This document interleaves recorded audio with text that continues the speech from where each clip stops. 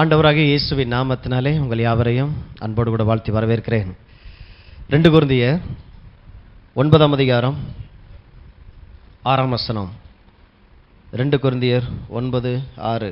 பின்னும் நான் சொல்லுகிறது என்னவெனில், சிறுக விதைக்கிறவன் சிறுக அறுப்பான், பெருக விதைக்கிறவன் பெருக அறுப்பான். அவனவன் விசனமாயும் அல்ல கட்டாயமாயும் அல்ல, தன் மனதின் நியமித்தபடியே கொடுக்க கடவன். உற்சாகமாய் கொடுக்கிறவனிடத்திலே தேவன் பிரியமாய் இருக்கிறார். மேலும் நீங்கள் எல்லாவற்றிலும் எப்பொழுதும் சம்பூர்ணம் உடையவர்களாயும் சகலவித நற்கிரியைகளிலும் பெருகிறவர்களாய் இருக்கும்படியாக தேவன் உங்களிடத்தில் சகலவித கிருபையும் பெருகச் செய்ய வல்லவராய் இருக்கிறார். வாரி இறைத்தான், ஏழைகளுக்கு கொடுத்தான், அவனுடைய நீதி என்றென்றைக்கு நிற்கும் என்று எழுதியிருக்கிறபடியாகும். விதைக்கிறவனுக்கு விதையையும் புசிக்கிறதுக்கு ஆகாரத்தையும் அளிக்கிறவர் உங்களுக்கு விதையை அளித்து அதை பெருக பண்ணி உங்கள் நீதியின் விளைச்சலை வர்த்திக்கச் செய்வார். நான் தேடி வந்த தெய்வம் தீமை செய்கிறவர் அல்ல, அவர் நல்லவர். அப்படிங்கிறத தொடர்ந்து நிறைய விஷயங்களை பார்த்து வரோம். ஆண்டவர் எப்படி தெய்வீக சுகத்தில் நல்லவராக இருக்கிறார். மனிதனுக்கு பாவம் மன்னிப்பை கொடுக்கறதுல சிலுவையில் சுமந்த அந்த காரியங்கள் எல்லாம் மனிதகுலத்துக்கு அவர் செய்த நன்மை எப்படி அப்படிங்கிறத தொடர்ந்து பார்த்து கொண்டு வருகிறோம். உலகத்திலே நீங்கள் பெற்றுக்கொள்ள வேண்டிய மிக மிக முக்கியமான அறிவு, நான் ஆராதிக்கிற தேவன் நல்லவராக இருக்கிறார். இன்னைக்கு இருக்கக்கூடிய சூழ்நிலையை வச்சுட்டு அப்போ இப்படி நடக்குது, அதனால ஆண்டவர் இப்படித்தானே அப்படின்னு சொல்லி ஒரு முடிவுக்கு வரக்கூடாது. இன்றைக்கி நீங்கள் பார்க்குற அந்த பூமி கடவுள் உண்டாக்கின பூமி இல்லை. இன்றைக்கி நீங்கள் பார்க்குற அந்த உலகத்தை தெய்வன் உண்டாக்கவே இல்லை. இப்படி இருக்கும்படி அவர் உண்டாக்கலை. ஒரிஜினலை பார்க்கணும் அப்படின்னா வேதத்துக்குள்ளே போகணும். ஆதியாகமம் 1-2 பார்க்கணும். அதுதான் உங்கள் தேவனுடைய இந்த மனுக்குலத்தை குறித்து அவர் வைத்திருக்கிற அந்த ஆசை, அந்த விருப்பங்கள், முழு சித்தமே கர்த்தர் எப்படி இருக்கிறார் அப்படிங்கிறத பார்க்கறது தான். அவர் தன்னுடைய இருதயத்தை இந்த உலகத்தை குறித்து உங்களை குறித்து அவர் வச்சிருக்கிற அந்த சித்தத்தை ஆதியாகமம் 1-2 நீங்கள் பார்த்தீங்கன்னா போதும், ஹோல் பைபிளே உங்களுக்கு புரிய வந்துடும். 1ஆம் அதிகாரம் 2ஆம் அதிகாரத்தில் தான் தேவன் இந்த மனுக்குலத்தை குறித்து வைத்திருக்கிற பாவமில்லாத நாட்கள் எப்படி இருந்தது தெரியல. ஏன்னா இன்னைக்கு பாவம் பண்ணின நாட்கள் தான் இன்னைக்கு அதிகமாக இருக்குது. அதனுடைய விளைவு தான் அதிகமாக இருக்குது. மனுஷன் பார்த்தீங்கன்னா ஆவியில் தன்னுடைய உணர்வுகளில் எண்ணங்கள் எல்லாவற்றிலும் பாதிக்கப்பட்டு போயிருக்கிறான். அப்போ ஒரு தெய்வம் அப்படின்னா ஏதோ போய் சாமி எனக்கு வேண்டியதை தந்துருன்னு சொல்லிட்டு வர்றதுனால, அது தர்றதுனால என் வாழ்க்கை நிறைவடைய போகிறதில்ல. ஒரு பிள்ளைக்கு ஒரு தகப்பன் ஒரு தாயும் அந்த பிள்ளைக்கு வேண்டியது என்னதுன்னு பார்த்து பார்த்து செய்கிறாங்க. சில நேரங்களில் பிள்ளைக்கு அது பிடிக்க மாட்டேங்குது, என்னை ரொம்ப கண்ட்ரோல் பண்ணுறாங்க, பிள்ளையை குறைவுபட தொடங்கும். ஆனால் அந்த தாய் தகப்பனுக்கு தெரியும், இல்லை இப்படி போனால் பிள்ளை இப்படி ஆயிரும், அப்போ இப்படி போக விடக்கூடாது, இல்லை இது உனக்கு நல்லதில்லை, இப்படியும் மாற்றி மாற்றி அந்த பிள்ளைக்கு வேண்டியதையே செஞ்சுக்கிட்டே இருப்பாங்க பாருங்க. அந்த மாதிரி தான் தேவன் இந்த மனுக்குலத்துக்கு வேண்டியது எல்லாவற்றையும் செஞ்சிருக்கிறார். ஆகையினால தான் ஆதியாகமம் 1-2 அடிக்கடி தினந்தோறும் கூட வாசிங்க. அப்போ இன்னைக்கு நீங்கள் பார்க்குற இந்த உலகத்தை வச்சு இதுதான் கடவுள், இதுதான் தெய்வம், அவர்கிட்ட நம்ம யாரும் எதுவும் கேள்வி கேட்க முடியாது. அவர் நினச்சதெல்லாம் செய்வார். திடீர்னு அவர் நினச்சாருன்னா கோபமாக இருந்தாருன்னா பூகம்பத்தை அனுப்புவார், புயல் அனுப்புவார். கொஞ்சம் நல்லா இருந்தாருன்னா தென்றல் காற்றை வீச பண்ணுவார். அவர் மூடு பார்த்து தான் செய்வார். ஆண்டவர் நான் எப்படி இருக்கிறேன் அப்படிங்கிறத வேதத்தில் எழுதி வச்சிருக்கிறேன், அதை வாசிச்சுப்பார். இதுதான் நான் நன்மை செய்கிற தேவன். இயேசுவே இந்த பூமியில் இருக்கும்போது சொன்னார், பிதா ஒருவரை தவிர நல்லவர் ஒருவராகிலும் இல்லை. உண்மையை சொன்ன தேவன். அவர் ஒருவரை தவிர வேறு ஒருவரும் நல்லவன் இல்லை. அப்போ நல்லவன் எந்தெந்த ஏரியாலலாம் அவர் நல்லவராக இருக்கிறார். எல்லா விஷயத்தையும் நம்ம பார்த்து கொண்டு வருகிறோம். விசேஷமாய் பண விஷயத்தில் இன்னைக்கு மதங்களுக்குள்ளே நம்ம போகும்பொழுது இந்த மதங்கள் நம்மளை சொல்லிக் கொடுக்கறது, கடவுள் உனக்கு படி அளந்து போட்டிருக்கிறார், உனக்கு இதுதான் இன்னைக்கு அளந்து போட்ட அந்த படி தான், இன்னைக்கு இந்த படியிலிருந்து என்ன விழுந்திருக்கோ இதை வச்சு சாப்பிட பழகிக்க. அப்போ என்ன பண்ணுறோம்னா இருக்கிற தரித்திரத்திலேயே பழகி மேன்மையான காரியங்களை நினச்சி பார்த்தாலே அது பாவமாக தெரியுது. கடவுள் சொன்ன விஷயங்களை நம்ம பார்க்கும்போதுலாம் மனசே ஒரு மாதிரி உண்மைதானோ, இவர் கடவுள் தானா இப்படிலாம் சொல்கிறாரே. சத்தை நம்ம பார்த்து கொண்டு வருகிறோம். எப்படி தேவன் மனுக்குலத்தின் மீது பண விஷயத்தில் அவர் உதவி செய்கிறார். ஐஸ்வர்யத்தை சம்பாதிப்பதற்கான பலன் அப்படின்னா ஐஸ்வர்யம் சும்மாலாம் சம்பாதிச்சிட முடியாது. நான் இப்படி போனேன், அங்கே அதை செஞ்சேன் இதை செஞ்சேன் எனக்கு 100 ரூபா வந்துருச்சு, அந்த ஐஸ்வர்யத்தை குறித்து பேசலை. இவர் சொல்லுகிற ஐஸ்வர்யம் வேற, டோட்டல் வேற. இது உங்களையே உருமாற்றி உங்களுடைய எண்ணங்கள், சுவாவங்கள், உங்களுடைய சிந்தனைகள் எல்லாவற்றையுமே மாற்றி தேவன் விரும்புகிறமான ஒரு வாழ்க்கை வாழ கொண்டு வந்துட்டதுக்கு அப்புறம் தான் அவர் சொல்லுகிற அந்த ஐஸ்வர்யம் உள்ள வருது. ஆகையினால தான் அவர் சொல்லுகிறார் எல்லா விஷயத்திலும் அந்த பலன் உள்ள வரும். ஏன் முன்னெல்லாம் ஆதாம் ஏதேன் தோட்டத்தில் நெல்லை விதைச்சா நெல் மாத்திரம் தான் வந்துச்சு. நெல்லை மாத்திரம் விதைச்சிட்டு இவர் போய் வீட்டில் படுத்து தூங்கிடலாம். அழகாக நெல் மாத்திரம் வளர்ந்து அறுவடையை கொடுத்தது. பாவம் இல்லாத நாட்கள். மனுஷன் என்னைக்கு பாவம் செய்தானோ, பாவம் செய்த அப்பவே ஆண்டவரை ஆதாம்கிட்ட சொல்றாரு, மகனே நீ ஒரு விஷயத்தை செஞ்ச, அதனுடைய விளைவு இப்படி இருக்குது, முள்ளும் குறுக்கும் முளைப்பிக்கும், நெத்தியின் வேர்வையினால் ஆகாரம் புசிப்பாய். ரொம்ப பிரயாசப்பட்டு கொஞ்சம் பலனை எடுத்துட்டு வருவ. இது எல்லாமே பாவத்தினுடைய விளைவு. ஆகையினால தான் இந்த பாவம் வேறு இருக்கப்படணும். சிலுவையில் ஏற்கனவே இயேசு அதை முடித்திருக்கிறார். முடிக்கப்பட்ட காரியம் உங்கள் வாழ்க்கைக்குள்ள இந்த இயேசுவை சொந்த இரட்சகராய் ஆண்டவராய் ஏற்றுக்கொள்ளும் போது இந்த பாவம் உங்கள் வாழ்க்கையிலிருந்து தொலைக்கப்படுகிறது. வேற எத்தனை புண்ணியஸ்தலங்களுக்கு போய் நீங்கள் எத்தனை பரிகாரங்களை செஞ்சாலும் ஒரு தெய்வம் வந்து இறங்கி வந்து ஒரு வேலையை செஞ்சிருக்கிறார். இதை தட்டி விட்டுட்டு நான் போய் ஒன்று செய்கிறேன்னா என்னால் முடியாது, என்னால் நான் செஞ்சு அது ஆகாதுன்றதுனால தான் ஒரு தெய்வமே வந்து செஞ்சார். இயேசுக்கு இங்கே போர் அடிச்சு போய் வந்து சிலுவையில் இங்கே வந்து தொங்கலை. ஒரு தெய்வத்துடைய செயலை மறைக்கிற அளவுக்கு நான் போய் ஏதோ ஒன்று செஞ்சுட்ட கூடாது. நான் கிழக்க போனேன், மேற்க போனேன், மேலே ஏறினேன், கீழே இறங்கினேன், என்னை நானே வருத்திக்கிட்டேன். அதனால ஆண்டவர் என்னுடைய கண்ணீரை பார்த்து, என் வேதனையை பார்த்து, சில பிள்ளைங்கள் அந்த வீட்டில் ஏதாவது ஒன்று வாங்குறதுக்கு அது அந்த ட்ராமா போட்டு பார்த்துருக்கீங்களா? குரங்குட்டி மாதிரி கிடந்தது இப்படி உருண்டு பிறண்டு அழுது. அதெல்லாம் பண்ணுறதுனால நம்ம என்ன பண்ணுவோம்னா சுற்றி சுற்றி பார்த்துட்டு ஐயோ அசிங்கமாக இருக்குன்னு சொல்லிட்டு கடைகளெல்லாம் ஷாப்பிங் மால்லலாம் சில பிள்ளைங்க அடம் பிடிக்கும், கீழே படுத்துக்கிட்டு உருண்டுட்டு அழுகும். அது கெட்டதாக இருந்தால் கூட சுற்றி எல்லாரும் பார்க்குறாங்களேன்னு சொல்லி இந்த தாய் தகப்பன் என்ன பண்ணுவாங்கன்னா அது கேட்குறத வாங்கி கொடுத்துருவாங்க. இந்த மாதிரி நினச்சிட்டு நம்மளும் என்ன பண்ணிட்டோம்னா ஆண்டவருக்கு முன்னால் கிடந்து உருண்டு பிறண்டு எல்லாம் பண்ணி பார்க்குறோம். ஆண்டவர் சொன்னார், நீ உருள்றதுனால பிறல்றதுனால ஏதோ ஒன்று நடந்துரும் அப்படின்னா நான் சிலுவைக்கு வர வேண்டிய அவசியமே இல்லை. ஒரு தெய்வத்துடைய செயலை மறைச்சிக்கிட்டு இருக்கிறோம். நான் எதையோ ஒன்று பண்ணி கிருபையினாலே விசுவாசத்தை கொண்டு ரட்சிக்கப்பட்டீர்கள். கிருபை உங்களுக்குள்ள இயேசுடைய ரத்தத்தை கொண்டு வருது, அதை குறித்த செய்தியை கொண்டு வருது. ஆமாண்டவரே, இந்த வார்த்தையை நான் நம்புகிறேன். இயேசு எனக்கு 2000 ஆண்டுகளுக்கு முன்பாக செய்து முடித்த அந்த செயலை நான் நம்புகிறேன்.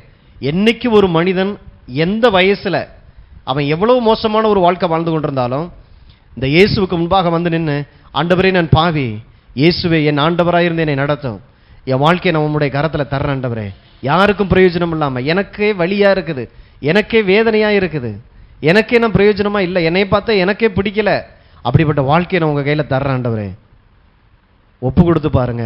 அந்த இடத்துல இயேசு அதை வாங்கி என்ன செய்யறாருன்னா தமது ரத்தத்தினாலே கழுவி இப்படிப்பட்ட வார்த்தைகளை தொடர்ந்து உங்களுக்குள்ள சொல்லி சொல்லி சொல்லி பாவ மன்னிப்பின் நிச்சயம் உங்களுக்குள்ள உள்ள வந்து தான் நீதிமான்கிற அந்த இடத்துக்குள்ள உங்களை கொண்டு போவார்.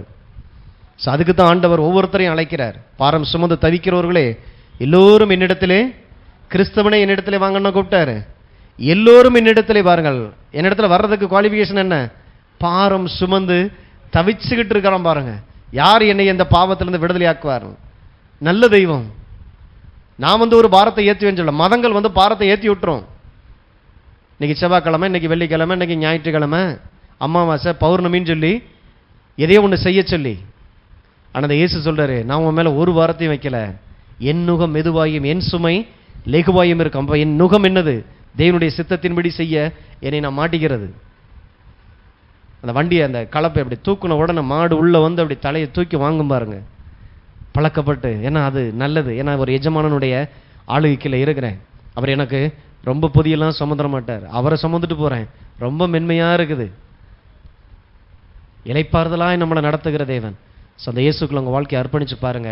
அவர் நல்லவர் என்பதை சொல்லிக்கிட்டு இருக்காதீங்க, அவர் நல்லவர் என்பதை ருசித்து பாருங்கள். கர்த்தர் நல்லவர் என்பதை ருசித்து பாருங்கள். பண விஷயத்தில் எப்படி ருசித்து பார்க்கணும் சொன்னார். எல்லாம் செஞ்சிரு, தேவனுக்காக உங்கள் வாழ்க்கையை முற்றிலுமாய் அர்ப்பணிக்கிறது, ஜெபிக்கிறது எல்லாமே உங்கள் கேரக்டரையே மாற்றிடும். ஐஸ்வர்யத்தை சம்பாதிப்பதற்கான பலன். கடைசியாக நம்ம பார்த்தோம் எப்படி இந்த விதைப்பு அறுப்புன்ற அந்த பிரமாணம். இன்னைக்கு எல்லாமே நல்லா இருக்குது. கடவுள் இவ்வளோ நல்லவர்னா ஏன் இந்த உலகத்தில் இவ்வளோ தீமை நடந்துகிட்டு இருக்கு? என் வாழ்க்கையில் ஏன் இவ்வளோ தீமை நடந்துகிட்டு இருக்கு? நாம் ஏதோ ஒரு தவறு செஞ்சிடும், செஞ்சதுக்கப்புறம் நாமளே என்ன குறைவுபட்டுக்கிறோம்னா என்னை ஏன் ஆண்டவர் செய்ய வச்சாரு? கடவுளை செய்ய வைக்கிறாரு. அதனால அதுக்கு தான் சபை, அதுக்கு தான் பிரசங்கம். என் வாழ்க்கையில் என்ன நடந்துகிட்டு இருக்கு? ஆண்டவர் எனக்கு கொடுத்துருக்கிற மிகப்பெரிய ஆற்றலே நீங்கள் தீர்மானித்து ஒரு வேலையை செய்ய முடியும். இது அவருடைய சாயல். ஆகையினால தான் மனுஷன் பாவம் செய்ய போறான்னு தெரிஞ்சதுக்கு அப்புறமே ஆண்டவர் அதை போய் தடுக்க முடியலன்னா அந்த சுதந்திரத்தை அவர் மதிக்கிறாரு. இன்னைக்கு உங்கள் சுதந்திரத்தை மதிக்கிறார். இன்னைக்கு நீங்கள் விரும்புனீங்கன்னா இந்த இடத்துல இருக்கலாம், இப்போ நீங்கள் விரும்பினாலும் எஞ்சி போயிடலாம். உங்க சுதந்திரம், அது உங்க சுயாதீன சித்தத்தோடு கூட ஆண்டவர் உங்களை உண்டாக்கி இருக்கிறார். அதை செய், இதை செய், நான் என்ன சொல்லணும் அதை மாத்திரம் செய் அப்படின்னு சொல்லியிருந்தா அது கட்டுப்பாட்டோடு கூட ஒரு அடிமையை நடத்துறது போல ஆண்டவர் உங்களை சுயாதீனம் உள்ளவர்களாயும் வச்சிருக்கிறார். அந்த சுயாதீனத்தை சரியான விதத்தில் பயன்படுத்த பழகணும். அப்ப எனக்குள்ள இப்படி ஒரு காரியம் இருக்குன்னு தெரியணும். அது தெரியறதுக்கு தான் தேவனுடைய வார்த்தையை ஆண்டவர் அனுப்புகிறார். அப்ப இந்த வார்த்தை உள்ள வரும் பொழுது, ஓ, இந்த விஷயத்துல நான் இப்படி இருக்கிறேன், நான் நினைச்சா இந்த பாவத்தை செய்யலாம், நான் நினைச்சா இதை செய்ய வேண்டிய அவசியம் இல்லை. அப்ப எனக்கு அந்த ஆளுகைய மிந்தி இல்லை. இயேசுவை ஏற்றுக்கொள்றதுக்கு முன்னால எனக்கு அந்த ஆளுகை கிடையாது. அப்ப என்ன நிலையில இருந்தேன் அப்படின்னா, நான் விரும்புகிற நன்மையை செய்யாமல் விரும்பாத தீமையை செய்து கொண்டிருந்தேன். நன்மை செய்ய வேண்டும் என்கிற ஆசை எனக்குள்ள இருந்தது. எப்படியாவது இன்னைக்கு சரக்கு அடிச்சிடக்கூடாது, இந்த காசை கொண்டு போய் என் பொண்டாட்டி பிள்ளைகளுக்கு கொண்டு போய் கொடுத்துறோன்னு சொல்லி நினச்சிக்கிட்டே இருக்கிறேன். சாயங்காலம் 6 மணி ஆகுது, வேலை முடிஞ்சு கையில் சம்பளத்தை வாங்கின உடனே யாரோ ஒருத்தர் என் கழுத்தில் அப்படியே துண்டை போட்டு அப்படியே இழுத்து கொண்டு போய் எங்கே விடணுமோ அங்கே விடுறாங்க. அதெல்லாம் செஞ்சு முடிச்சதுக்கு அப்புறம் தான் அப்பாடன்ற மாதிரி ஒரு மனநிலை. செஞ்சு முடிச்சதுக்கு அப்புறம் தெளிஞ்சதுக்கு அப்புறம் உட்காந்து ஒரே அழுக. ஐயோ, நான் விரும்பலையே, விரும்பாததையே நான் செஞ்சுக்கிட்டு இருக்கிறேனே, எனக்கு பலனே இல்லையே. இதுக்குத்தான் ரட்சகர். அந்த இடத்துல இருக்கிறவங்களுக்கு நான் பேசுறது புரியும், மதவாதிகளுக்கு இது புரியாது. ஒவ்வொரு நாளும் இந்த பாவத்தோட சாபத்தோட தரித்திரத்தோடு கூட கடந்து போராடிக்கிட்டு இருக்கிறாங்க பாருங்க, அவங்களுக்கான சத்தம் இது. தரித்திரம் எவ்வளவு கொடூரமானது, வியாதி எவ்வளவு கொடூரமானது. அதுல இருக்கிறவங்களுக்கு ஒரு நாள் நான் சுகமா இருந்துட மாட்டேனா, நிம்மதியா இருந்துட மாட்டேனா. அப்படிப்பட்டவர்களுக்கு இதெல்லாம் தேனை போல இருக்கும். ஆண்டவர் இதைத்தான் தேடிக்கிட்டு இருந்தேன், இந்த வார்த்தையைத்தான் தேடிக்கிட்டு இருந்தேன். அப்படிப்பட்டவர்களுக்கு அது ஔஷதம், தேவனுடைய வார்த்தை. அந்த தெய்வ வார்த்தையை நம்ம அதிகமாக ஏற்றுக்கொள்ள ஆண்டவரே என் கூட பேசுங்க, இன்னும் சத்தியத்தை அறிகிற அறிவுக்குள்ள என்னைய நடத்துங்க.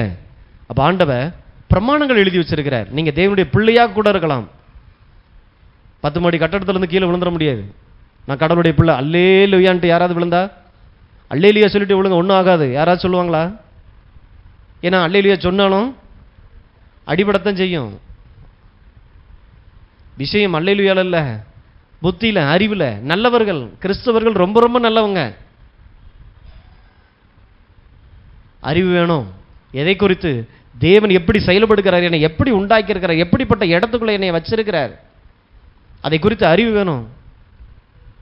பிரமாணங்களை வச்சிருக்கிறார். புவி ஈர்ப்பு விஷயங்கிறது பிரமாணம் போல அநேக ஆவிக்குரிய பிரமாணங்கள் இருக்குது.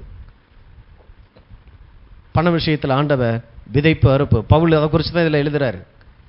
விதைக்கிறவனுக்கு விதையும் புசிக்கிறவனுக்கு ஆகாரத்தையும் அவர் தான் விதையும் அவர் தான் கொடுக்கிறார், ஆகாரத்தையும் கொடுக்கிறார். ஆனால் அது விதையா ஆகாரமா அப்படிங்கிறது யார் கையில் வச்சிருக்கிறான்றதை பொறுத்து. டெய்லி நான் போய் லைனில் நின்று தான் நான் சாப்பிடுவேன் அப்படின்னா ஓகே, சாப்பிட்டுக்கலாம். ஆண்டவர்கிட்ட போய் கேட்டு சாப்பிட்டுக்கலாம். ஆனால் ஆண்டவர் கொடுக்குற நோக்கம் என்னன்னா, அதில் ஒரு பகுதி விதைன்னு ஒன்று இருக்குது. அதை எடுத்து விதைச்சின்னா அடுத்த வேளை சாப்பாட்டுக்கு நீ என்கிட்ட வர வேண்டிய அவசியம் இல்லை. ஏன்னா அந்த நோக்கத்தோடு கூட இந்த பிரமாணத்தை நான் வைக்கல. இந்த பிரமாணத்தை வச்சதே நீ என்னை சார்ந்து இந்த விஷயத்தில் இருக்கக்கூடாது. பண விஷயத்துக்கு நீ என்கிட்ட வரவே கூடாது. பண விஷயத்துக்காக தேவனுடைய பிள்ளைங்க தேவனிடத்தில் வரவே கூடாதுங்கிறதுக்காகத்தான் அப்படி ஒரு பிரமாணத்தை இயக்கி அதை செயல்படுத்தக்கூடிய ஆற்றலை அந்த விதைக்குள்ளேயும் வச்சார். ஆகையினால தான் பூமியில் நீங்கள் எதையும் தூக்கி போட்டுங்களேன், போட்ட உடனே பூமி அது வேலையை செய்ய ஆரம்பிக்குது. அதை செய்யும் போது அது விதையாக இருந்துச்சுன்னா முளைக்க ஆரம்பிக்குது. அதுக்குள்ள விதை இல்லை அப்படின்னா மக்கி போக ஆரம்பிக்குது இல்லையா? விதையை பாருங்கள், ரொம்ப ஸ்ட்ராங்கானது இரும்பு. அந்த இரும்பு கம்பியெல்லாம் ஊண்டி வைக்கிறோம் இல்லையா? ஊண்டி வச்சு கொஞ்ச நாளில் பார்த்தீங்கன்னா அதை சுற்றி கரல் பிடிக்குது. கரெக்டாக பூமிக்குள்ளே இருக்கிற இடம் வரைக்கும் கரல் பிடிச்சிருது. ஒரு கம்பை ஊண்டி பாருங்க, அந்த இடம் வரைக்கும் மேலெல்லாம் நல்லா இருக்குது, அது பூமிக்குள்ளே இருக்கிற இடம் மாத்திரம் மக்கி போகுது. காகிதத்தில் இருந்து எல்லாமே தகரம். அப்போ அதனுடைய தன்மை என்ன? இந்த பூமி ஆண்டவர் எதற்காக தான் உண்டாக்கி இருக்கிற? மனிதன் விதைக்க வருவான். விதைக்க வரும்போது நீ அவனுக்கு அதில் முளையை கொடுக்கணும். அந்த விதைக்குள்ள ஜீவன் இருக்குது, அந்த ஜீவனை நீ தான் வெளியே கொண்டு வரணும்னு சொல்லி. அப்போ ஆண்டவர் விதையை கொடுக்கும் போது அதை விளைவிக்கக்கூடிய தன்மையுடைய நிலத்தை கொடுத்துருக்கிறார். அப்போ பண விஷயத்தில் ஆண்டவர் விதைப்பு அறுப்புன்னு பேசும்போது எதை சொல்ல வர்றார்? அதான் நம்ம நிறைய பார்த்தோம். தசம பாகம் இல்லையா? தசம பாகம் அப்படிங்கிறது 10ல் 1, அது கடவுளுக்குரியது. அடுத்து ஏழைகளுக்கு கொடுக்கிறவன், நம்மளை சுற்றி இருக்கக்கூடிய ஏழைகள், அவங்களுக்கெல்லாம் கொடுக்கும்படியே நம்ம சம்பாதிக்கணுமா? எபேசியர் 5 போட்டிருக்குது, மற்றவர்களுக்கு கொடுக்கத்தக்கதாய் உங்கள் சொந்த வேலையிலே உங்கள் கைகளிலே பிரயாசப்படுங்கள். கொடுக்கிறதுக்கு தான் வேலையே, அந்த அளவுக்கு சம்பாதிக்கிறது. அடுத்து சுவிசேஷ ஊழியத்திற்காக கொடுக்கும்போது தெய்வ ராஜ்யத்தினுடைய இந்த சத்தம் உலகம் முழுவதும் புறப்பட்டு போகணும். உனக்கு கிடைச்ச அந்த வார்த்தை அநேக ஜனங்களுக்கு போறதுக்கு நான் என்ன பண்ணிக்கிட்டு இருக்கிறேன்? ஆண்டவர் சொல்லுகிறார், உன்னை நம்பி தான் அந்த சுவிசேஷத்தை வச்சிருக்கிறேன். அப்ப சுவிசேஷ ஊழியத்தை நிமித்தம் கொடுக்கிறது. கடைசியாக பார்த்தோம், ஸ்தோத்திர காணிக்கை, ஸ்தோத்திரம் செலுத்தி என் குறைவுகள் மத்தியிலும். எப்படி இந்த எலியா சாரிபாத்து விதவை நான் ஸ்தோத்திரம் செலுத்தும் போது அதுல தேவனுடைய பலன், தேவனுடைய பிரசன்னம், தேவனுடைய வல்லமை அந்த இடத்துல இருந்து வெளிப்பட ஆரம்பிக்குது. குறைச்சலின் மத்தியிலே கொடுக்கிறது. அப்போ ஒன்று நான் கொடுக்கும் பொழுது எனக்குள்ள ஒன்று பண்ணுதில்ல, கொடுக்க விடாமல் இருக்கிறதுக்கு ஒன்று சொல்லும்ல, அதை நான் உடைக்கிறேன். கடவுள் ஒன்று சொல்லி இருக்கிறார், அதை நான் செய்ய போறேன். எப்போ நீங்க விதைக்க ஆரம்பிக்கிறீங்களோ அந்த விதை அறுவடையாய் வந்துடக்கூடாதபடி சத்துரு ஒன்று இருந்து வேலை செஞ்சுக்கிட்டு இருப்பான். அப்போ கையில் சம்பளத்தை பார்த்த மாத்திரத்தில் உங்க மனசு என்ன சொல்லுது? கர்த்தாவே உமக்கு ஸ்தோத்திரம், ஆண்டவரே இதில் நீர் இருக்கிறீர், என் எதிர்காலம் நன்றாக இருக்கும்படி இன்னைக்கு நீர் என்னை விதைக்க வைக்கிறீர், என் வாழ்க்கை மறுவப்படட்டும் ஆண்டவரே, நம்முடைய வார்த்தையின்படி, நம்முடைய பிரமாணத்தின்படி. வார்த்தை தெரியாதவங்க இதை கேலி கிண்டல் பண்ணலாம். வாழ விரும்புகிற ஆண்டவரே, சோம்பேறி விதைக்க மாட்டான், சோம்பேறி ஒரு நாளும் விதைக்க மாட்டான். கடினத்தன்மையோடு கூட வாழத்தான் பழகுவான், அவமானத்தில் நிந்தனையும். ஆனால் நான் ஞானி ஆண்டவரே, நீர் சொன்ன எல்லாவற்றையும் செய்யும்படி என்னை நான் அர்ப்பணிக்கிறேன். அதுதான் ஞானம். தேவனுடைய சத்தத்துக்கு என்னை நான் கீழ்ப்படுத்தும் போது என் வாழ்க்கை எல்லாமே எளிதாய் மாற ஆரம்பிக்குது. கடினத்தன்மை ஐஸ்வர்யத்தை கொண்டு வர்றது, வீட்டில் செழிப்பை கொண்டு வர்றதுக்கு ஆண்டவர் வச்சிருக்க அந்த வழிகளை நாம் கற்றுக்கொள்ள ஆரம்பிக்கணும். அப்போ விதைக்கிறவனுக்கு விதையை தந்து புசிக்கிறதுக்கு ஆகாரத்தையும் தருகிறார். ஸோ அப்போ விதைச்சிட்டோம். அநேகர் பார்த்தீங்கன்னா விதைச்சிரும், ரொம்ப சின்சியராக நம்ம செஞ்சிடறோம், அதை விதைச்சிடுறோம். அறுக்கிறது எப்படி அதுவும் தெரியணும் இல்லையா? சிலர்லாம் நல்ல வயல்கள்லாம் நல்லா விளைஞ்சு நிற்கும், ஆனால் ஏதோ ஒரு சூழ்நிலை அவங்களால அறுக்க முடியாது. அப்போ பார்த்தீங்கன்னா அதை பார்க்கும்போது பரிதாபமாக இருக்கும். அந்த மனுஷன் எவ்வளோ பிரயாசப்பட்டிருப்பார், ஆனால் அறுவடை எடுக்க முடியல, எல்லாமே திரும்ப மக்கி திரும்ப வீணாக போகும். ஆனால் ஆண்டவர் தேவனுடைய பிள்ளைங்க அந்த பூமியில் விதைத்து அறுக்கணும். விதைப்பும் அறுப்பும் மாறாதது, ரெண்டுமே உண்டு. நீங்க விதைச்சிங்க அப்படின்னா கட்டாயம் அறுக்க தெரியணும். அப்ப அறுக்கிறது எப்படி? இன்னைக்கு அந்த காரியங்களை கொஞ்சம் பார்க்கலாம். ஏன்னா நீங்க விதைச்சிங்க அப்படின்னா நிச்சயமாய் அறுவடை நிச்சயம். தசமபாகத்தை குறித்து ஆண்டவர் சொல்றார், நீ போடு தசமபாகத்தை கொண்டா ஆலயத்திலே ஆகாரம் உண்டாயிருக்கும்படி உன் காணிக்கை தசமபாகங்களை கொண்டு வந்து செலுத்தும் போது வானத்தின் மதகை திறப்பேன். அதான் விளைச்சல், அதான் அறுவடை. வானத்தின் மதகை திறப்பேன். பூமியில உன் நிமித்தம் உனக்கு எதிராக வர்ற நஷ்டங்கள், உன்னுடைய எல்லா வரவுகளை கெடுத்து போடுகிற எல்லா பிசாசின் காரியங்களை நான் கடிந்து கொள்ளுவேன் அப்படின்றாரு. அடுத்து சொல்றாரு, ஏழைகளுக்கு கொடுக்கிறவன் கர்த்தருக்கு கடன் கொடுக்கிறான், கர்த்தர் அதை திரும்ப அவனுக்கு கொடுப்பார். கடவுள் ஒரு மனுஷனுக்கு, நீங்க ஏழைக்கு இறங்கி ஐயோ அவன் திரும்பி செஞ்சிருவானா மாட்டானான்னு சொல்லி பயந்து இல்லை, அவனால செய்யவே முடியாது. இந்த இதை நீ வச்சுக்கன்னு சொல்லும் போது அது கடவுளுக்கு செய்யக்கூடிய ஒரு காரியம். ஒரு தெய்வத்துக்கு நான் செய்கிறேன். ஆண்டவர் அதை எப்படி பார்க்கிறார்னா அவர் வாங்கின கடனா பார்க்கிறார். ஏழைகளுக்கு கொடுக்கிறவன் கர்த்தருக்கு கடன் கொடுக்கிறான், கர்த்தர் அதை அவனுக்கு திரும்ப கொடுக்கிறார். அடுத்து சுவிசேஷத்திற்காக கொடுக்கும் பொழுது ஆண்டவர் சொல்லுகிறார், எவனாவது ஒருவன் வீட்டையாது நிலத்தையாது சில உறவுகளையாது சுவிசேஷத்தை நிமித்தம் என் நிமித்தம் விட்டால் இம்மையிலே 100 மடங்காக. அப்போ ஒன்றுலையும் ஆண்டவர் உன்னை கொடுக்க சொல்லும் பொழுதே அதனுடைய ரிசல்ட்டை சொல்கிறார், அதை எப்படி இருக்குன்றதையும் சொல்கிறார். இப்போ நான் அதை விசுவாசித்து தான் நான் அதை செய்ய போகிறேன், அவ்வளோதான். கட்டாயம் இல்லை. ஆண்டவர் எனக்கு இந்த விஷயம் புரியலைனாக்கா நோ ப்ராப்ளம், புரிகிற வரைக்கும் ஆவியானவர் உங்களுக்கு சொல்லி கொடுத்துட்டு இருப்பார் அந்த ஏரியாவில் சுவிசேஷத்திற்காக. அப்போ சுவிசேஷம் வேற, தசம்பம் வேற. ஸ்தோத்திர காணிக்கை, ஸ்தோத்திரம் செலுத்தும் போது துதிகளின் மத்தியில் அவரே வாசமாய் வந்து நிற்கிறார் அந்த ஏரியாவில். அந்த விஷயங்களில் எதற்காக நான் அதை செய்கிறேனோ தேவனே வந்து வாசமாக இருக்கிறார். அதை தந்த பொருத்தனை அப்படின்ற பேர்லலாம் சொல்கிறோம் இல்லையா? ஸோ அதெல்லாம் எதுக்கு? கடவுளே அந்த இடத்துல வந்து அந்த விஷயங்கள்ல அவர் அந்த ஏரியாவில் இருக்கிற குறைச்சல் வேதனை வழிகளை அவர் மாற்ற பண்ணுகிறார். சரி, அறுக்கிறது எப்படி? விதைக்கிட்டோம், விதைக்க சொல்லி கொடுத்துட்டோம். அறுக்கிறது எப்படி? ரொம்ப கவனமானது. முக்கியமானது. ஏன்னா இது ஏதோ சும்மா இதுதான் எங்களுக்கு தெரியுமே சொல்கிற வரைக்கும் தெரியாது. ஆனால் சொன்னதுக்கப்புறம் இதுதானா, இதுதான் எங்களுக்கு தெரியுமே, அந்த ஆட்டிடியூட் இருக்கக்கூடாது. தெரிஞ்சா இருந்தால் கூட, ஆண்டவரே இன்றையிலிருந்து இதை நான் செய்ய தீர்மானிக்கிறேன், நான் அறுக்க விரும்புகிறேன், நான் விதைச்சிருக்கிறேன். ஒரு விவசாயினுடைய மனநிலை நமக்குள்ள தேவை. முதலாவது காரியம், என்ன தேவை அப்படிங்கிறத உங்கள் உள்ளத்திற்குள் நீங்கள் தான் தீர்மானிக்கணும். இந்த விதைக்கிறவங்க, விவசாயி எவ்வளவு தேவை அப்படிங்கிறத அறுவடை வச்சு தீர்மானிக்கிறது இல்லை. நான் எவ்வளவு விதைச்சா எவ்வளவு வரும் அப்படிங்கிறத நான் முன்கூட்டியே நான் தீர்மானிக்கிறேன். அப்ப என்னுடைய செயல் விதையில இல்லை, அறுவடைய மனசுல வச்சு தான் விதையே வருது. அப்ப 1 ஏக்கர் நிலம் இருக்கலாம், ஒரு படி நெல்லை கொண்டு போய் நீங்க விதைக்கலாம். அது எது தீர்மானிக்குது? எனக்கு எவ்வளவு வேணுங்கிறத தீர்மானிக்கிறது. போதும், எனக்கு ஒரு படி நெல்லை 1 ஏக்கர்ல நான் தூவி விட்டு வரலாம். ஆனா 1 மூட்டை நெல்லையும் கொண்டு போய் 1 ஏக்கர்ல தூவிட்டு வரலாம். வாரி இறைத்தான், அந்த வார்த்தையை பாருங்க, வாரி இறைத்தான். விவசாயி பேசுற அந்த விவசாயினுடைய பாசம் அது. செய்யும் போது மனசுல வீணா போகட்டும், விதையெல்லாம் வீணா போகட்டும் விதைக்கிறது இல்லை. விதைக்கும் போது என்ன மனசுல வச்சு விதைக்கிறான்னா, எனக்கு பெரிய அறுவடை தேவைப்படுது, என் எதிர்காலம் இப்படி இருக்கணுங்கிற ஒரு தீர்மானத்தோடு கூட ஒரு விவசாயி உள்ள போறான். அப்ப உங்களுக்கு என்ன தேவை அப்படிங்கிறத நீங்க தான் தீர்மானிக்கணும். உங்க வாழ்க்கை எப்படி இருக்கணும், எதுக்காக உங்களுக்கு தேவைப்படுது, இந்த பூமியில உங்களுடைய விளைச்சல் எப்படி இருக்கணுங்கிறத நீங்கள் தான் தீர்மானிக்கணும். ஆண்டவரே உமக்கு சித்தமானால் சுத்தமாக்கும். பெரிய ஜெபம், எல்லாரும் பண்றது இதுதான். ஆண்டவரே உங்களுக்கு தெரியாது ஒண்ணுமில்லை, நீங்களா பார்த்து ஏதாவது விஷயம், கடவுளுக்கு எல்லாமே தெரியும். உங்களுக்கு எவ்வளவு வேணும், என்ன வேணும் தீர்மானிக்க பழகிறது. ஆண்டவருடைய சமூகத்தில் நம்ம போறோம் அப்படின்னா, நான் யார், தேவன் யார், அவருடைய பிரமாணங்களை நான் இயக்க போறேன். பெரிய தேவன், அவரிடத்தில் பெரிய காரியங்களை கேட்க போறேன். அப்ப எது பெரிய காரியம்? என்னால எதெல்லாம் முடியாத எல்லாமே பெரிய காரியம். என்னால முடியாததை கடவுள்கிட்ட கேட்க போறோம், அதுக்கு தான் கடவுள் தேவை.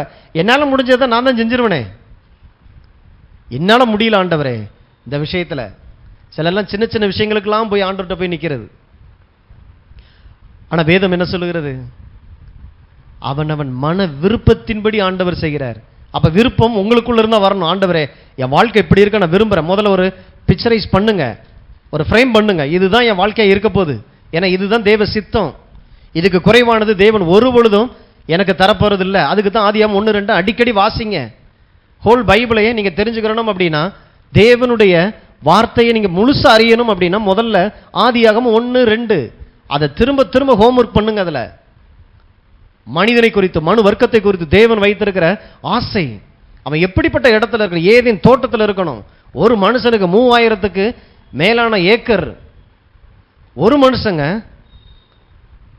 ஒரு நதி, 4 ஆறுகளா ஓடிருச்சு. ஆனா இருந்தது எத்தனை பேரு? 2 பேரு. பூமியில பொண்ணு விளைஞ்சிச்சு, சகல விதமான கனி விருட்சங்கள் அங்கே உண்டானது, சாப்பிட்டு மிச்சம் போட்டாங்க. ஆண்டவர் இது மிச்சமாகுது, அந்த பழம்லாம் அழுகி போகுது, அதுதான் நான், அதுதான் நான். உனக்கு தேவைக்கு நான் கொடுக்கறது இல்லை, நான் யாருங்கிறத காட்டுறதுக்கு நான் செஞ்சுக்கிட்டு இருக்கிறேன். முழு மனுக்குளம் அவன் தங்கத்து மேல நடந்தான், எல்லா பிரமாணங்களும் தேவனுடைய ஆசை, அந்த விருப்பங்களை நமக்கு வெளிப்படுத்துது பாருங்க. கட்டாயம் இல்லை. அப்ப தேவனுடைய காரியங்களுக்குள்ள நான் போகும்பொழுது ஆண்டவர் என்னை கட்டாயப்படுத்துறது இல்லை. என் பிரமாணத்தை கத்துக்க, உனக்கு விருப்பம் இருந்தா செஞ்சுக்க. இல்லை எனக்கு இன்னைக்கு மாம்பழம் பிடிக்கல, ரைட்டு முடிச்சு வேணாம் விளைவிக்க, ஆப்பிள் இருக்குது, மாதுளை இருக்குது, எனக்கு விதைக்க பிடிக்கும், நோ ப்ராப்ளம். டெய்லி அன்னதானத்துக்காக கிளம்பி வந்துரு. காக்கா குருவியே போசிக்கிறேன், உன்னை போசிக்க மாட்டேனா? ஆனால் நீ மட்டும்தான் உயிரோடு இருப்ப, உன்னை வச்சு எவனும் வாழ முடியாது. எனக்கு பிள்ளையா பிறந்த அப்படின்னா நீ ஆசீர்வாதமாக இருக்கணும், அநேகருக்கு ஆசீர்வாதமாகவும் இருக்கணும், நீயும் நல்லா இருக்கணும், அநேகரை நல்லா வைக்கக்கூடிய ஒரு ஆளாக இருக்கணும். அதுதான் இயேசு. அதுக்காக மாத்திரம் நம்ம இயேசு தேடுறது. இயேசுட்ட வந்தால் அந்த வேலை தான் நடக்குது. அவர் என்னை ஆசீர்வதிச்சு என் மூலமா அநேக ஜனங்களுக்கு நன்மை செய்யும்படியாத்தான் ஆண்டவர் நம்மளை தெரிந்து கொண்டு நம்மளை ஆசீர்வதிக்கிறார். அப்ப உங்களுக்கு என்ன வேணுங்கிறது நீங்க தீர்மானிக்கணும். இந்த விருப்பம், இந்த தீர்மானம் ஒன்று இல்லைன்னு வைங்களேன், உலகமே இயங்காது. அதான் சொல்லுவாங்க, புத்தருக்கு ஆசையே இருக்கக்கூடாதுன்னு சொன்ன புத்தருக்கு ஒரு ஆசை, எனக்கு ஆசையே இருக்கக்கூடாதுங்கிற ஒரு ஆசை இல்லை. என்ன ஒரு வார்த்தை, புத்தருக்கு ஒரு ஆசை இருந்துச்சு. என்ன ஆசையா? நான் ஆசையே படக்கூடாதுங்கிற ஒரு ஆசை மாத்திரம். அப்போ அதுவும் ஆசை தானே? அப்போ ஆசைப்படுங்க. அவருக்கு தேவையானது அவர் ஆசைப்பட்டிருக்கிறாரு, உங்களுக்கு தேவையானது நீங்கள் ஆசைப்படணும். ஏன்னா தேவன் ஆசைகளின் தேவன். எப்படி ஒழுங்கின்மை, வெறுமை, இருளாய் இருந்ததுல அவருக்குள்ள இருந்த ஒரு ஆசை, ஒரு தீர்மானம், ஒழுங்கின்மை, வெறுமை, இருளை அழிச்சு நல்ல பூமி உண்டாக்கணும். அந்த முதல்ல உட்கார்ந்து அந்த இருளுக்குள்ள உட்கார்ந்து அவர் ஃப்ரேம் பண்ணியிருக்கிறார் பாருங்க. அந்த உலகத்தை எப்படி இருக்க போகுது, சூரியன், சந்திரன், நட்சத்திரங்களோடு கூட, மரம், செடி, கொடிகளோடு கூட, சமுத்திரத்தில் ஒண்ணுமே இல்லை, இல்லாத ஒன்றை எவ்வளவு அழகா ஃப்ரேம் பண்ணி கொண்டு வந்தார் ஆண்டவர். அடுத்த சொல்றாரு ஆதியாகமம் 1:26, தமது சாயலின்படி தமது ரூபத்தின்படி மனிதனை உண்டாக்குவோமாக. இன்னைக்கு வெறுமையில் இருக்கிறீங்களா? குறைவுல இருக்கிறீங்களா? அழுகை கம்பளையுமா இருக்குதா? வீட்டை பார்த்தாலே நரகமா தெரியுதா? நல்ல செய்தி, இன்னைக்கு நீங்க நினைச்சா கூட உங்க வாழ்க்கையை நீங்க மாற்றிடலாம். காரணம், நீங்கள் தேவ சாயலின்படி உண்டாக்கப்பட்டிருக்கிறீங்க. யாரோ ஒரு ரட்சகர் வருவானுக்கு நீ காத்திருக்க வேண்டிய அவசியம் இல்லை. ரட்சகர் வந்துட்டார், உங்களுக்கு வேண்டிய எல்லாவற்றையும் செஞ்சு முடிச்சுட்டார். ஆண்டவரே, முடிக்கப்பட்ட காரியத்தில் என் வாழ்க்கையை நான் ஆரம்பிக்கிறேன். நான் ஏன் இவ்வளவு அழுகையிலையும் கம்பளையிலையும் நான் வாழணும்? நான் ஏன் குறைச்சல, தரித்திரத்தில், வறுமையில நான் வாழணும்? உதறி எந்திக்கணும் மேல. நீங்க எந்திக்காம யாரும் வந்து உங்களை தூக்க மாட்டாங்க. இந்த அவர் செஞ்சா நல்லா இருக்கும், இவர் செஞ்சா நல்லா இருக்கும், எவரும் செய்ய முடியாது. கடவுள் செய்ய வேண்டியதை கடவுள் தான் செய்யணும். செஞ்சு முடிச்சிட்டார். முடிக்கப்பட்ட அந்த செய்தி புறப்பட்டு வருது பாருங்க. வரும்பொழுது அதை ஏற்றுக்கொள்ளக்கூடிய இருதயம் எனக்கு வேணும். நான் தான் விரும்பணும். கடைக்கார்ட்ட போயிட்டு என்னப்பா வேணும் அப்படின்னா என்ன சொல்லுவோம்? கரெக்டாக பேர் சொல்லுவோம். என்ன சோப்பு, என்ன அரிசி, எத்தனை கிலோ, எல்லாம் தெளிவாக சொல்லுவோம். நானே கஷ்டத்தில் இருக்கிறேன், நீங்களா பார்த்து ஏதாவது கொடுங்கண்ணே. என்னத்தை கொடுப்பாரு? பெட்ரோல் பங்கு போகிறோம், கேட்பாங்க இல்லையா, எத்தனை லிட்டரு பெட்ரோலா டீசலா, ஏதாவது பார்த்து நீங்களா போடுங்க. அதில் எவ்வளவு கஷ்டத்தில் கவலையில் இருந்தாலும் தெளிவாக சொல்கிறோம். இல்லை, என் கார் வந்து டீசலில் தான் ஓடும், டீசல் இத்தனை லிட்டர், எல்லாம் அந்த உலகத்தில் அந்த பிரமாணத்தை அழகாக ஈக்கிறோம். ஹோட்டலில் போய் உட்காந்துட்டு வந்த உடனே கேட்பாங்க என்ன வேணும்னு. என்ன சொல்லுவோம்? பசியாக இருக்கிறேன், ஏதாவது நீங்களா பார்த்து ஏதாவது ஒன்று கொடுங்கன்னா. அப்போ அது ஹோட்டலுக்கு வெளியில் நின்று கேட்கணும். ஹோட்டலுக்கு உள்ளே வந்து உட்காந்துருந்து கேட்கக்கூடாது. அவங்களுக்கு இந்த ரைட்ஸ்லாம் கிடையாது. வெளியில் இருக்கிற ஆட்கள் தான் அப்படி கேட்கணும். நீங்கள் ஆண்டவர்கிட்ட வர்றீங்க, நீங்கள் யார்? பிள்ளைன்னா என்ன கேட்கணும்? நிறைய இருக்குது, நிறைய இருக்குது. வெளியில் நின்று, ஏதேன் தோட்டத்துக்கு வெளியில் நின்று அம்மா தாயேன்னா அது வேற. அங்கே அவனுக்கு விருப்பமே இருக்கக்கூடாது, தீர்மானமே இருக்கக்கூடாது. ஏதோ ஒன்று கிடைச்சா போதும். நீங்கள் யார்? அதனால தான் நம்ம இயேசுவின் ரத்தத்தினால் கழுவப்பட்ட தேவனுடைய பிள்ளைகளாக இருக்கிறோம், நீதிமான்களாக இருக்கிறோம், ராஜாக்களாக இருக்கிறோம். ஜெபத்துக்குள்ள உள்ள போகும்போது அப்படி போகணும் மனநிலை. ராஜாதி ராஜாவை சந்திக்கிறதுக்கு ராஜா வந்திருக்கிறேன் அப்படி இருக்கணும் ஜெபத்துக்குள்ள போகும்போது. இங்கே ஏற்கனவே உள்ளுக்குள்ள மனநிலையே என்ன, ஒரு தீர்மானம் கிடையாது, ஒரு ஆசை கிடையாது, ஒரு விருப்பம் கிடையாது, ஒரு வாக்குத்தத்தமும் தெரியாது. ஆண்டவரே நான் கஷ்டப்படுறேன், ஏதோ பார்த்து செய்யுங்க, என் தலையில் என்ன எழுதியிருக்கோ நடக்கட்டும். அதுக்கு எதுக்கு ஆண்டவர்? அதான் நடந்துட்டு இருக்கேன். சும்மா இருந்தாலே போதும், தானே நடந்துடும். தீர்மானம் எடுக்கணும். என் வாழ்க்கையில் அறுவடை வேணும் அப்படின்னா நான் விதைச்சிருக்கிற ஆண்டவரே நீர் சொல்லி இருக்கிறீர், வானத்தின் மதகை திறப்பேன், இடம் கொள்ளாமல் போக மட்டும் நான் உன்னை ஆசீர்வதிப்பேன் சொன்னீங்களே. முதற்பலன் எல்லாம் கர்த்தருக்குரியது. அதை கொண்டு வந்து நான் கொடுக்கும் பொழுது என் களஞ்சியங்கள் பூர்ணமாய் நிரப்பப்படும், என் ஆலைகளில் திராட்சை ரசம் புரண்டு ஓடும். நீங்க சொல்லி இருக்கிறீங்க, அதை நான் எதிர்பார்த்து நான் வர்றேன். ஆண்டவருக்கு அப்படிப்பட்ட இருதயத்தை. அதனால தான் ஏசாவை வெறுத்து யாக்கோபை சிநேகித்தேன். ஏன்னா யாக்கோபுக்கு ஆசீர்வாதத்தின் மீது இருந்த பிடிப்பு, அந்த ஆசை. அதுக்காக என்னன்னாலும் பண்ணலாம். ஏசா பாருங்க, கூழ் குடிச்சுக்கிட்டு ஒன்றும் இல்லை, ஏதோ ஒன்று இருக்குதா, இது என்னத்துக்கு அப்படின்னு சொல்லி தூக்கி போட்டான் பாருங்க அந்த ஆசீர்வாதத்தை, சேஷ்டபுத்திர பாகத்தை. அதனால தான் ஆண்டவர் சொல்றாரு, ஏசாவை நான் வெறுத்தேன். ஆபிரகாம் ஈசாக்கு, ஏசா வந்திருக்கணும் லிஸ்ட்ல. நான் ஆபிரகாமின் தேவன், ஈசாக்கின் தேவன், ஏசாவின் தேவன் வந்திருக்கணும். எந்த அந்த ஸ்தானமே போச்சா? ஏன்? ஒரு ஆசை இல்லை, கடவுளுடைய காரியங்களை குறித்ததான ஒரு பிடிப்பு இல்லை, ஆசீர்வாதத்தை தேடாத மனநிலை. ஆசீர்வாதத்தை அவன் விரும்பாமல் போனான், அது அவனுக்கு தூரமாய் போயிட்டு. அப்ப முதல்ல எது ஆசீர்வாதம் தெரியணும்? தப்பானது. வியாதி வந்தா ஆசீர்வாதம், தரித்திரம் வந்தா ஆசீர்வாதம், ஏதாவது ஊத்திரம் சோதனை வந்தா ஆசீர்வாதம். முதல்ல எது ஆசீர்வாதம் தெரியணும்? நன்மை தீமை இன்னது அதை தான் தின்னாச்சு இல்ல, கண்ணு தான் திறந்துருச்சு இல்ல, இனிமேலும் ஏன் இந்த தீமைன்னு தெரிய மாட்டேங்குது? பரிசுத்த ஆவியானவர் தான் உதவி செய்றார். இது தெய்வ சித்தத்தின்படி ஆண்டவர் வியாதி எனக்குரியது அல்ல, அதை நிராகரிக்க தெரியணும். எத்தனை வருட வியாதியா இருந்தாலும் சரி நிராகரிக்க தெரியணும். ஏன்னா இது தெய்வ சித்தம் இல்லாத எனக்குள்ள நடந்துட்டு இருக்கு. நான் ஆராதிக்கிறவர் நல்லவர், என்னை பெற்றெடுத்தவர் நல்லவர், என் தகப்பன் எனக்காக நன்மை செய்து கொண்டிருக்கிறார். என் முழு குடும்பத்திற்கே வியாதி வரக்கூடாது. தரித்திரம் எனக்குரியது அல்ல.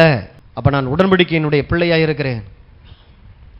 ஆகிய உடன்படிக்கையின் பிள்ளைலாம் எப்படி இருக்கணும்? ஓமம் 1:28 1:14 பார்த்தீங்கன்னா 1 to 14 வரைக்கும் ஒரு லிஸ்ட் இருக்கும்ல, அத்தனையுமே நீங்க தான். உபாவம் 28 1:14 வரைக்கும் இருக்கிறது. நீ வருகையிலும் ஆசீர்வதிக்கப்பட்டிருப்பாய், போகையிலும் ஆசீர்வாதமாக இருப்பாய், பட்டணத்திலும் ஆசீர்வதிக்கப்பட்டிருப்பாய், வெளியிலும் ஆசீர்வதிக்கப்பட்டிருப்பாய், உன் மாவரைக்கிற தொட்டி கூட ஆசீர்வதிக்கப்படும்,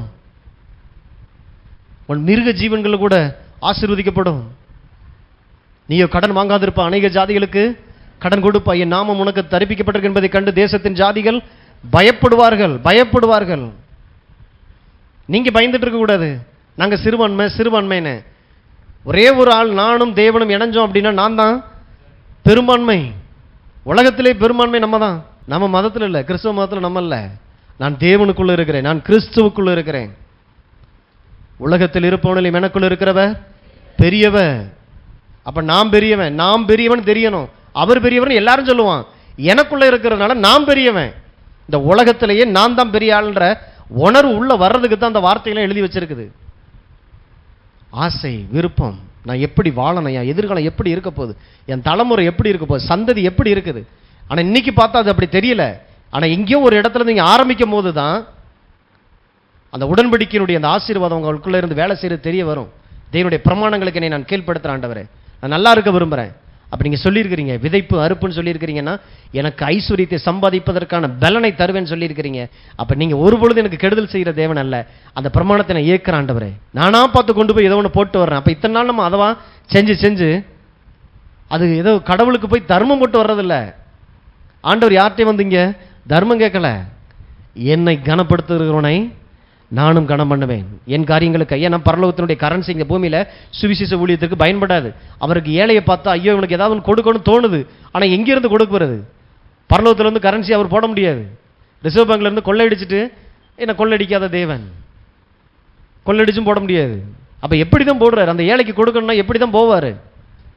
யாரோ ஒருத்தன் போய் போடுறான் பாருங்க, அப்பாடா அப்படின்னு அவருடைய இருதயம் இங்கே பிரியப்படுது. ஏழைகளுக்கு கொடுக்கிறவன் கர்த்தருக்கு கடன் கொடுக்கிறான். தெய்வத்துக்கு கடன் கொடுக்க முடியுமா?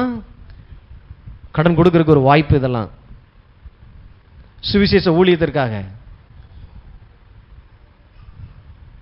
ஏதாவது சில ஊழியர்களை பார்த்துட்டு அவங்க அப்படி இருக்கிறாங்க இப்படி இருக்கிறாங்க, விசுவாசிகளுடைய பணத்தில் தான் அவங்க அதை செய்கிறாங்க இதை செய்கிறாங்க.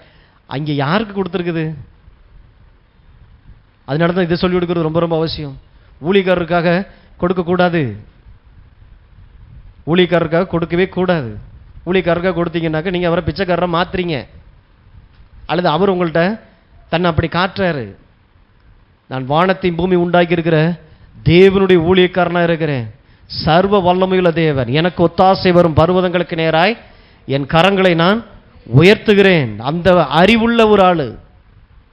ஆகையினாலதான் எந்த மனுஷனும் வந்து என் தேவையெல்லாம் சந்திக்க முடியாது, ஒரு ஊழியக்காரனுடைய தேவையை சந்திக்க முடியாது.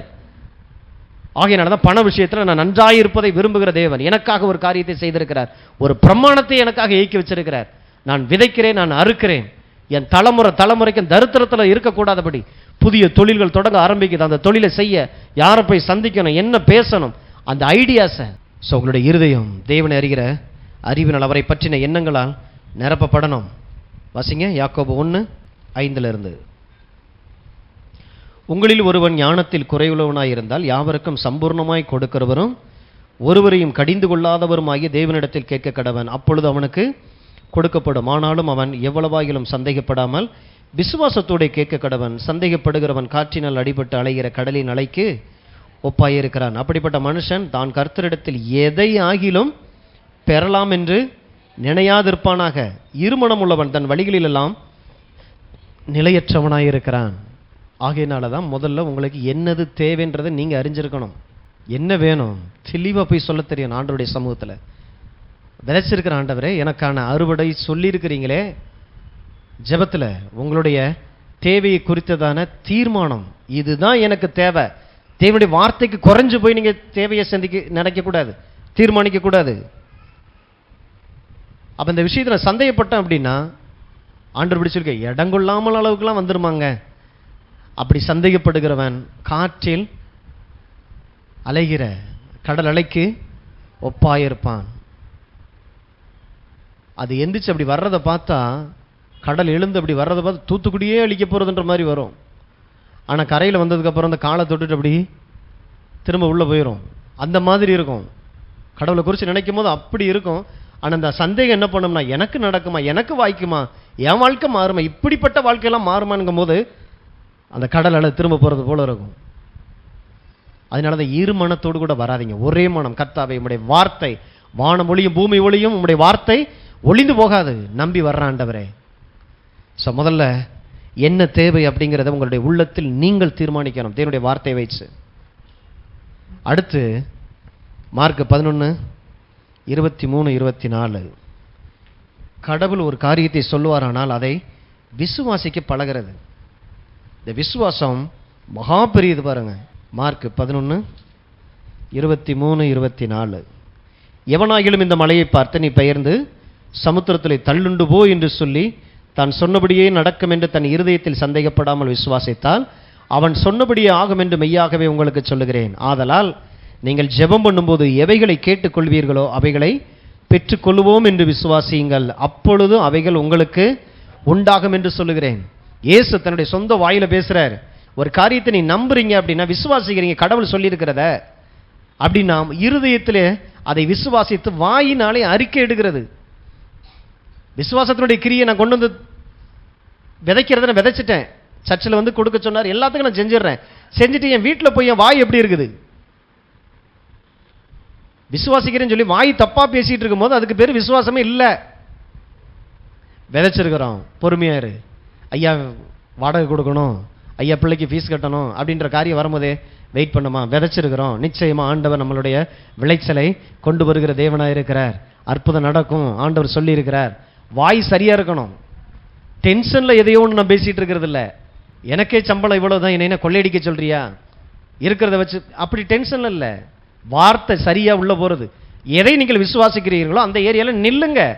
அதுல நிற்கும் போதுதான் மழையே பெயரும். மழை நிக்குது, ஆண்டவருக்கு நல்லா தெரிஞ்சுதான் சொல்றாரு. உன் வாழ்க்கையில மழை மாதிரி பிரச்சனை, போராட்டம், மனுஷங்க, பொல்லாத மனிதர்கள் மழை மாதிரி இருக்கிறான். அவனால நம்மளால சந்திக்க கூட முடியாது, ஃபேஸ் பண்ணவே முடியாது. கோலியாத்து மாதிரி இருக்கு பிரச்சனை. நல்லா தெரியுது, ஆண்டவர் தெரிஞ்சே சொல்றாரு அந்த மலையை. அப்படின்னா பிரச்சனை இல்லாத ஒரு உலகத்துக்குள்ள ஆண்டவர் உங்களை கொண்டு வரல. பிரச்சனை இருக்கிற உலகத்துக்குள்ள தான் நான் உன்னை வச்சிருக்கிறேன். அந்த மலையை பாரு. ஆனா என்ன பேசுற? விசுவாசத்துக்கு நான் ஒன்னு சொல்லியிருக்கேன். அந்த மலையை பார்த்து பேசுறதுக்கு நான் ஒன்னு சொல்லியிருக்கிறேனே, அதை செய். அதை தவிர வேற எதையும் பேசாத. உன் வாழ்க்கை அந்த மலை நகர்ற வரைக்கும் பேசாத. அடிச்சுக்கிட்டே இருந்தா அம்மியும் நகரும் இல்லையா? சின்ன ஒரு குச்சி வச்சு தட்டிக்கிட்டே இருந்து பாருங்களேன், வருஷ கணக்கில் தட்டினாலும் நகரும். உலகத்தானே சொல்றான். ஆனா ஆண்டவருடைய வார்த்தை சொல்லுது மலை மாதிரி பிரச்சனையா இருக்குது. அது தொழில் உலகத்துல, பண விஷயத்துல, அல்லது கொடுக்கல் வாங்கல் காரியங்கள்ல, இதெல்லாம் இனிமே எனக்கு திரும்பி வருமா? என் வாழ்க்கை திரும்ப கட்டப்பட்டுருமா? மலை மாதிரி அது பிரச்சனை. ஏன்? எந்த ஆதாரம் இல்ல திரும்பி வர்றதுக்கு. பிசாசு அவ்வளவு பெரிய நஷ்டத்தை உள்ள உண்டாக்கி வச்சிருக்கிறான். அப்ப தேவனுடைய பிள்ளைகளுக்கு தான் ஆண்டவர் இந்த ரகசியத்தை சொல்லிவிடுங்க. எல்லாராலும் இதை விசுவாசிக்க முடியும், எல்லாருக்கும் திரும்பி வராது. ஆவியில் மறுபடி பிறந்திருக்கிற எனக்கு என் மீட்பர் உள்ள இருந்து ஒரு சத்தத்தை கொடுக்கிறார். திரும்ப திரும்ப அந்த வார்த்தையை நான் சொல்றேன். திருடன் கண்டுபிடிக்கப்பட்டால் அவன் 7 மடங்கு திருப்பி செலுத்தியே ஆகணும். வார்த்தை ஒளிஞ்சு போகாது. நான் இழந்திருக்கிற ஆண்டவர், எனக்கு வலிக்குது, அது உம்முடைய ஆசீர்வாதம். அசுத்த ஆவிகள் வந்து திருடி இருக்குது.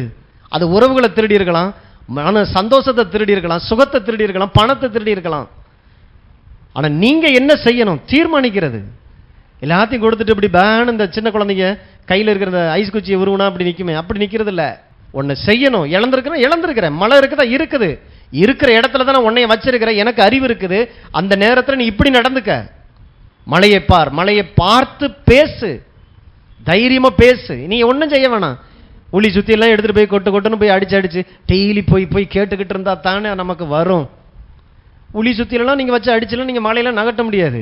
சிம்பிளான ஒரு காரியத்தை சொல்றேன், உக்காந்து இருந்து அது என்னவாய் மாறணும். மழையே, என் வாழ்க்கையில் இருக்கிற கடன்கிற மழை, என் வாழ்க்கையில் இருக்கிற வியாதிங்கிற மழை, என் வாழ்க்கை குடும்பத்தில் இருக்கிற பிரச்சனைங்கிற மழை, இயேசுவின் நாமத்தில் சொல்லுகிறேன், என் வாழ்க்கையில கண்ணுக்கு தெரியாத எல்லையில சமுத்திரத்திலே தள்ளுண்டு போ என்று சொல்லுகிறேன். சொன்னபடி அது ஆகும். இப்ப நீங்க நம்புறது நான் சொன்னபடி ஆகும். நீங்க சொல்லியிருக்கிறீங்க ஆண்டவரே, அதை நான் நம்புறேன், அதை நான் விசுவாசிக்கிறேன். இந்த பட்டணத்திற்குள்ளாக என் கொம்பை நீர் உயர பண்ணுகிறேன். நீர் சொல்லி இருக்கிறீர், என்னை வாளாக்காமல் தலையாக்குவேன், கீழாக்காமல் ஆசைப்படுறதுக்கு தாங்க இதெல்லாம் சொல்றாரு. கடவுள் ஆசைகளின் தேவனா இருக்கிறாரு. அந்த வேவு பார்க்கறதுக்கு எதுக்கு அந்த 12 கோத்திர தலைவர்கள் அனுப்புனாரு? கோத்திரத்துக்கு ஒரு ஆளா 12 பேர் அனுப்புனார்ல. ஏன் ஆண்டவருக்கு தெரியாதா? நான் சொல்லிட்டேன் தம்பி, பாலும் தேனும் ஓடும், நலம் விசாலமான தேசம் சொல்லிட்டேன். ஒருவேளை நான் சொன்ன மாதிரி இருக்கோ இல்லையோ தெரியல, எதுக்கு நீ போய் ஒரு 8 போய் பார்த்துட்டு வந்துட்டு அனுப்புனாரு? நான் இத்தனை நாளா சொல்லிட்டு இருக்கேன்டா, 40 வருஷமா உனக்கு புரிய மாட்டேங்குதுடா. சரி ஒன்று பண்ணு, நீ என்னையத்தான் நம்ப மாட்டேங்கிற, கோத்திரத்தில் ஒருத்தனையாவது போய் வேவு பார்க்குற மாதிரியாவது அனுப்பிவிட்டு வாடா.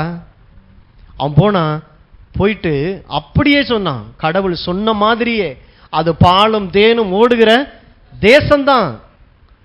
அப்ப இன்னைக்கு ஆண்டவர் உங்களை வேவு பார்க்க அனுப்புறாரு. எப்படி? வசனங்களுக்குள்ள போங்க, வாக்குத்தத்தத்துக்குள்ள போங்க, போய் பாருங்க. நான் கீழா இல்லாமல் மேலா இருப்பேன்னா முதல்ல லைட்டா அப்படி யோசிச்சாது பாருங்களேன்.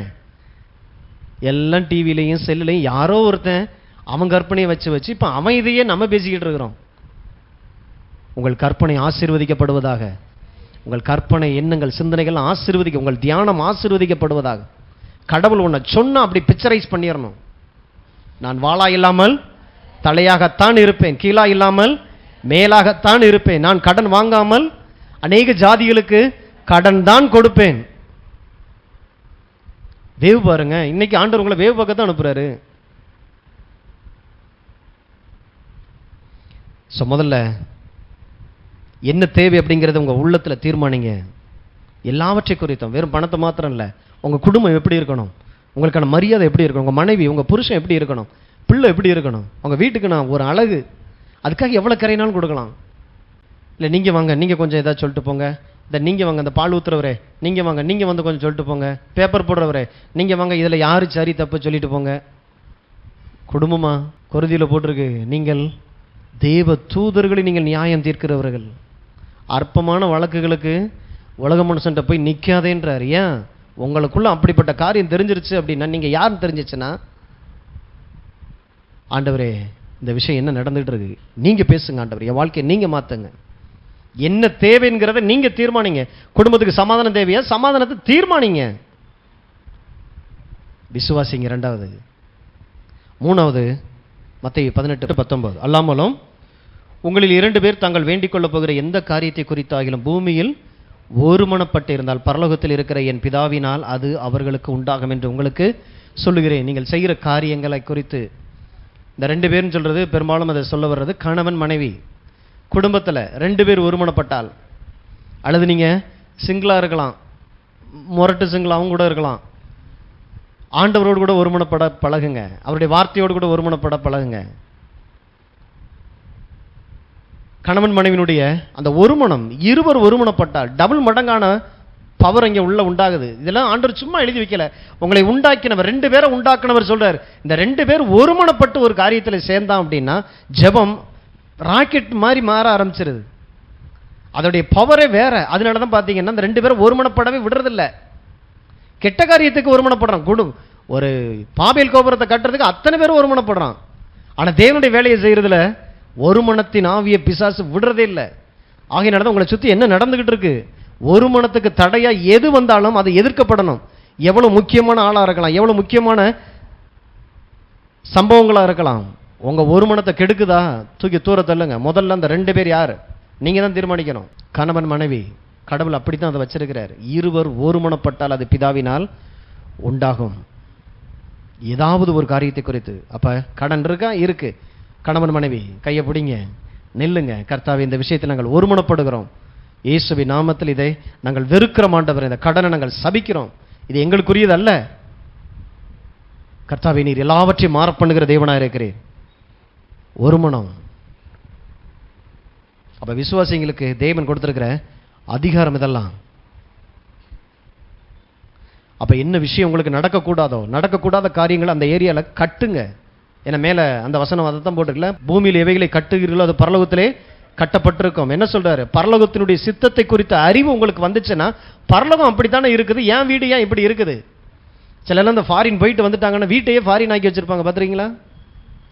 இந்தியாவில் தான் இருப்போம், ஆனால் வீடே ஃபாரினாக இருக்கும். ஏன்? உன்னை பார்த்துட்டு வந்திருக்கிறாங்க, அங்கே அப்படி தான் இருக்கிறாங்க. நல்ல பழக்க வழக்கம், டீசெண்டாக இருக்கும். வீடே பார்த்தீங்கன்னா வேற லெவலில் இருக்கும். அதுக்காக இவங்க வீடு ஃபாரின்ல இருக்கா? ஃபாரின் இங்கே வந்துருச்சு, எண்ணங்களுக்குள்ள சிந்தனைகளுக்குள்ள வந்துருச்சு. அதனால தான் அடிக்கடி பரலோக ராஜ்யத்தோடு கூட பழகுங்க, பேசுங்க, அந்த வார்த்தையை கேட்க வாங்க, உங்களுக்குள்ள இது போகட்டும். ஒரு சினிமா தியேட்டருக்கு போகும்போது ஒருத்தன் நார்மலாக போகிறான், போய் பார்த்துட்டு வெளியில் வந்து அவங்களுக்கு ரிவ்யூ எடுக்கிறதுக்கு எடுத்தா வேற மாதிரி ஆயிடுறான், கத்துறான் கடந்து.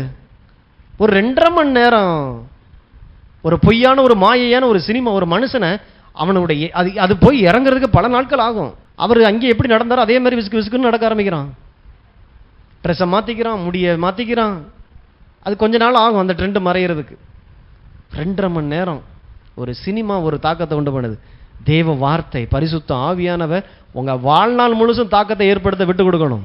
என்னை ஆட்கொண்டவர், என்னை ஆட்கொண்டவர். அதுக்கு தான் பரலோகத்தினுடைய எண்ணங்கள் உங்களுடைய எண்ணங்களாய் மாறணும். அதுக்கு தான் வாங்க, விட்டுறாதீங்க, உங்க வாழ்க்கை நல்லா இருக்கும், சபை கூடி வருதலை விட்டு விடாதிருங்கள், விட்டு விடாதிருங்கள், ஒருமனப்படுங்க. அப்போ வீட்டில் என்ன மாதிரி இருக்கணும்? கணவன் மனைவி சண்டையாக இருக்குதா? சமாதானத்தை பேசுவதற்காக ஒருமனப்படுங்க. ஆண்டவரே, என் குடும்பத்தில் இருக்கிற சண்டைகள் எல்லாம் பிசாசினுடைய கிரியைகள் இயேசுவின் நாமத்தில் வெளியேறுவதாக.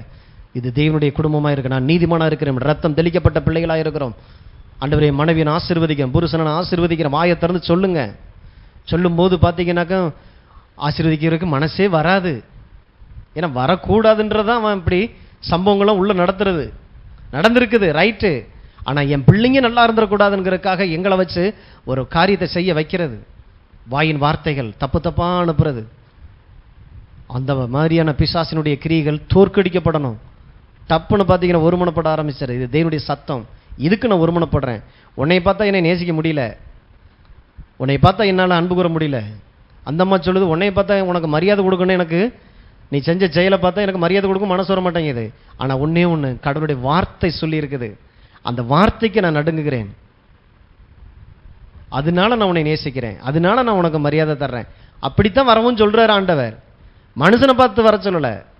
அதனால தான் மனைவிகளே, உங்கள் சொந்த புருஷருக்கு அது என்ன பாசையில் என்ன மாடுலேஷனில் அது சொல்லியிருக்கிறான்னு தெரியல. அது என்ன சொந்த புருஷன், வாடகை புருஷன் யார் இருப்பாரான்னு தெரில.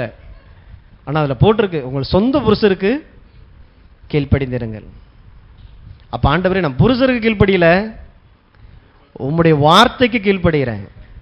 ஏன்னா புருஷனை பார்த்தா கீழ்ப்படிய மனசே வராது. ஏன்னா பண்ணுற வேலையும் சேட்டையும் அப்படி தான் இருக்கும், நியாயமானது, அதெல்லாம் அக்செப்ட் பண்ணத்தான் வேணும்.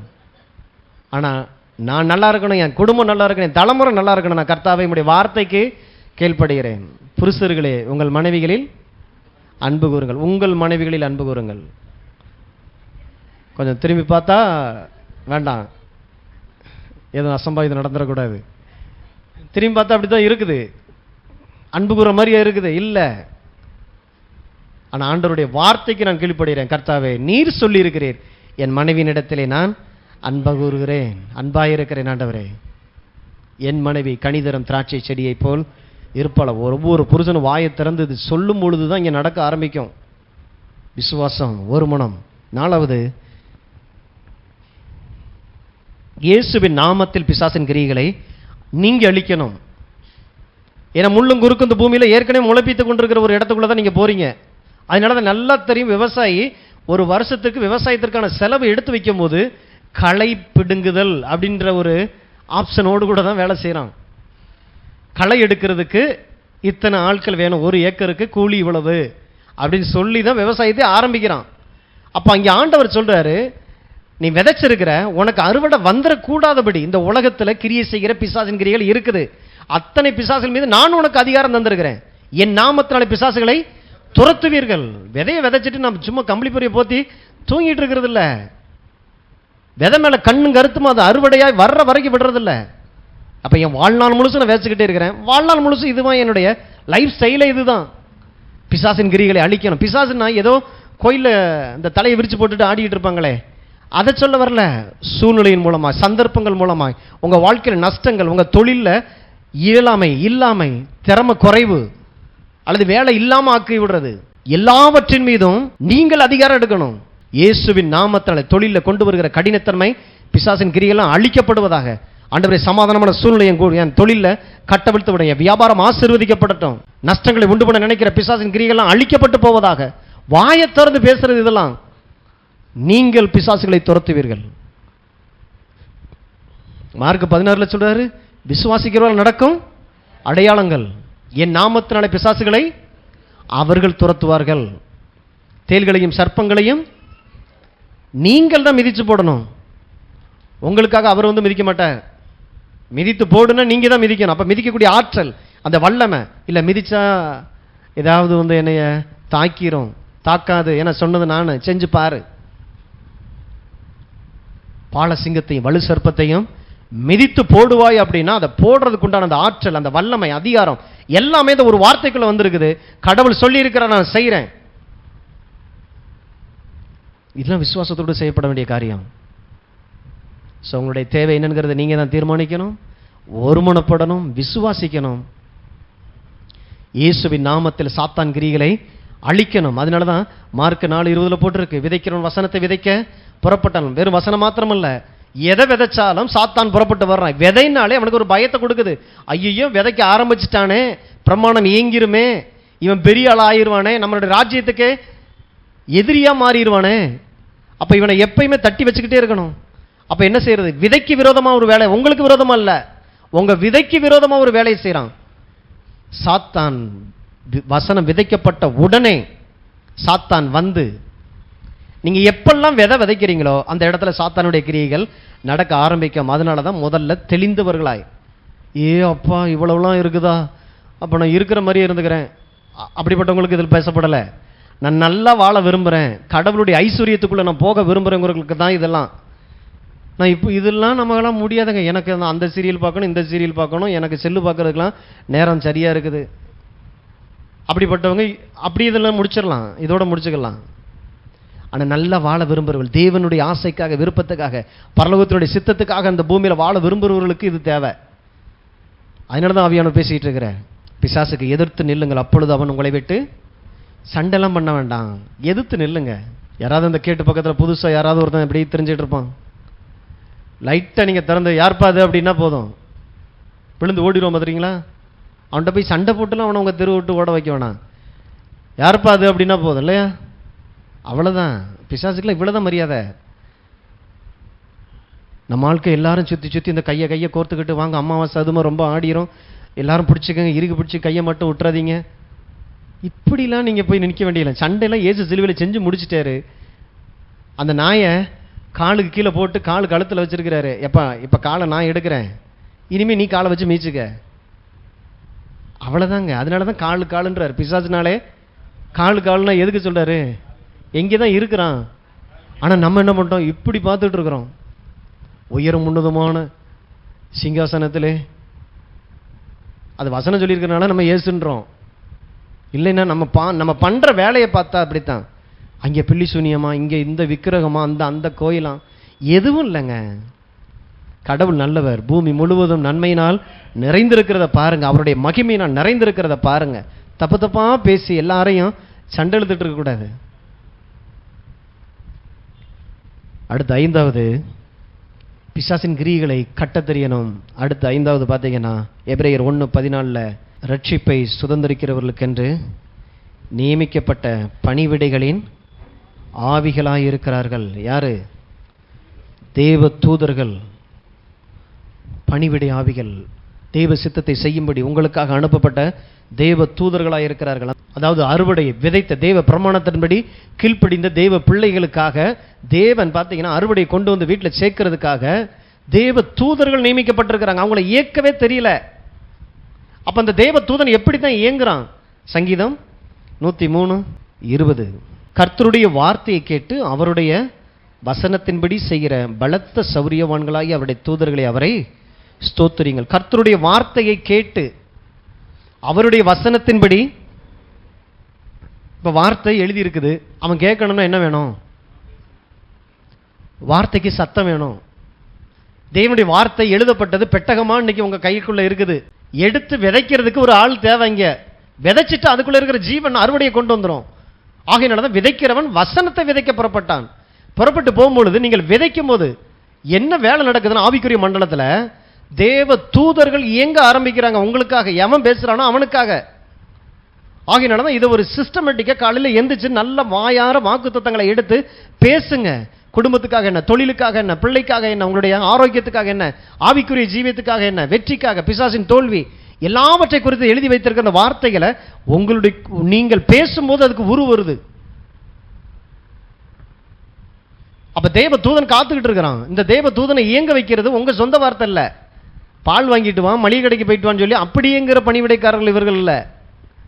இந்த தேவ தூதன் எப்படி இயங்குறானா? கர்த்தருடைய வார்த்தையை கேட்டு அவருடைய வசனத்தின்படி செய்கிற பலத்த சௌரியவான்கள்னா ஒரு தேவ தூதன் போதும்.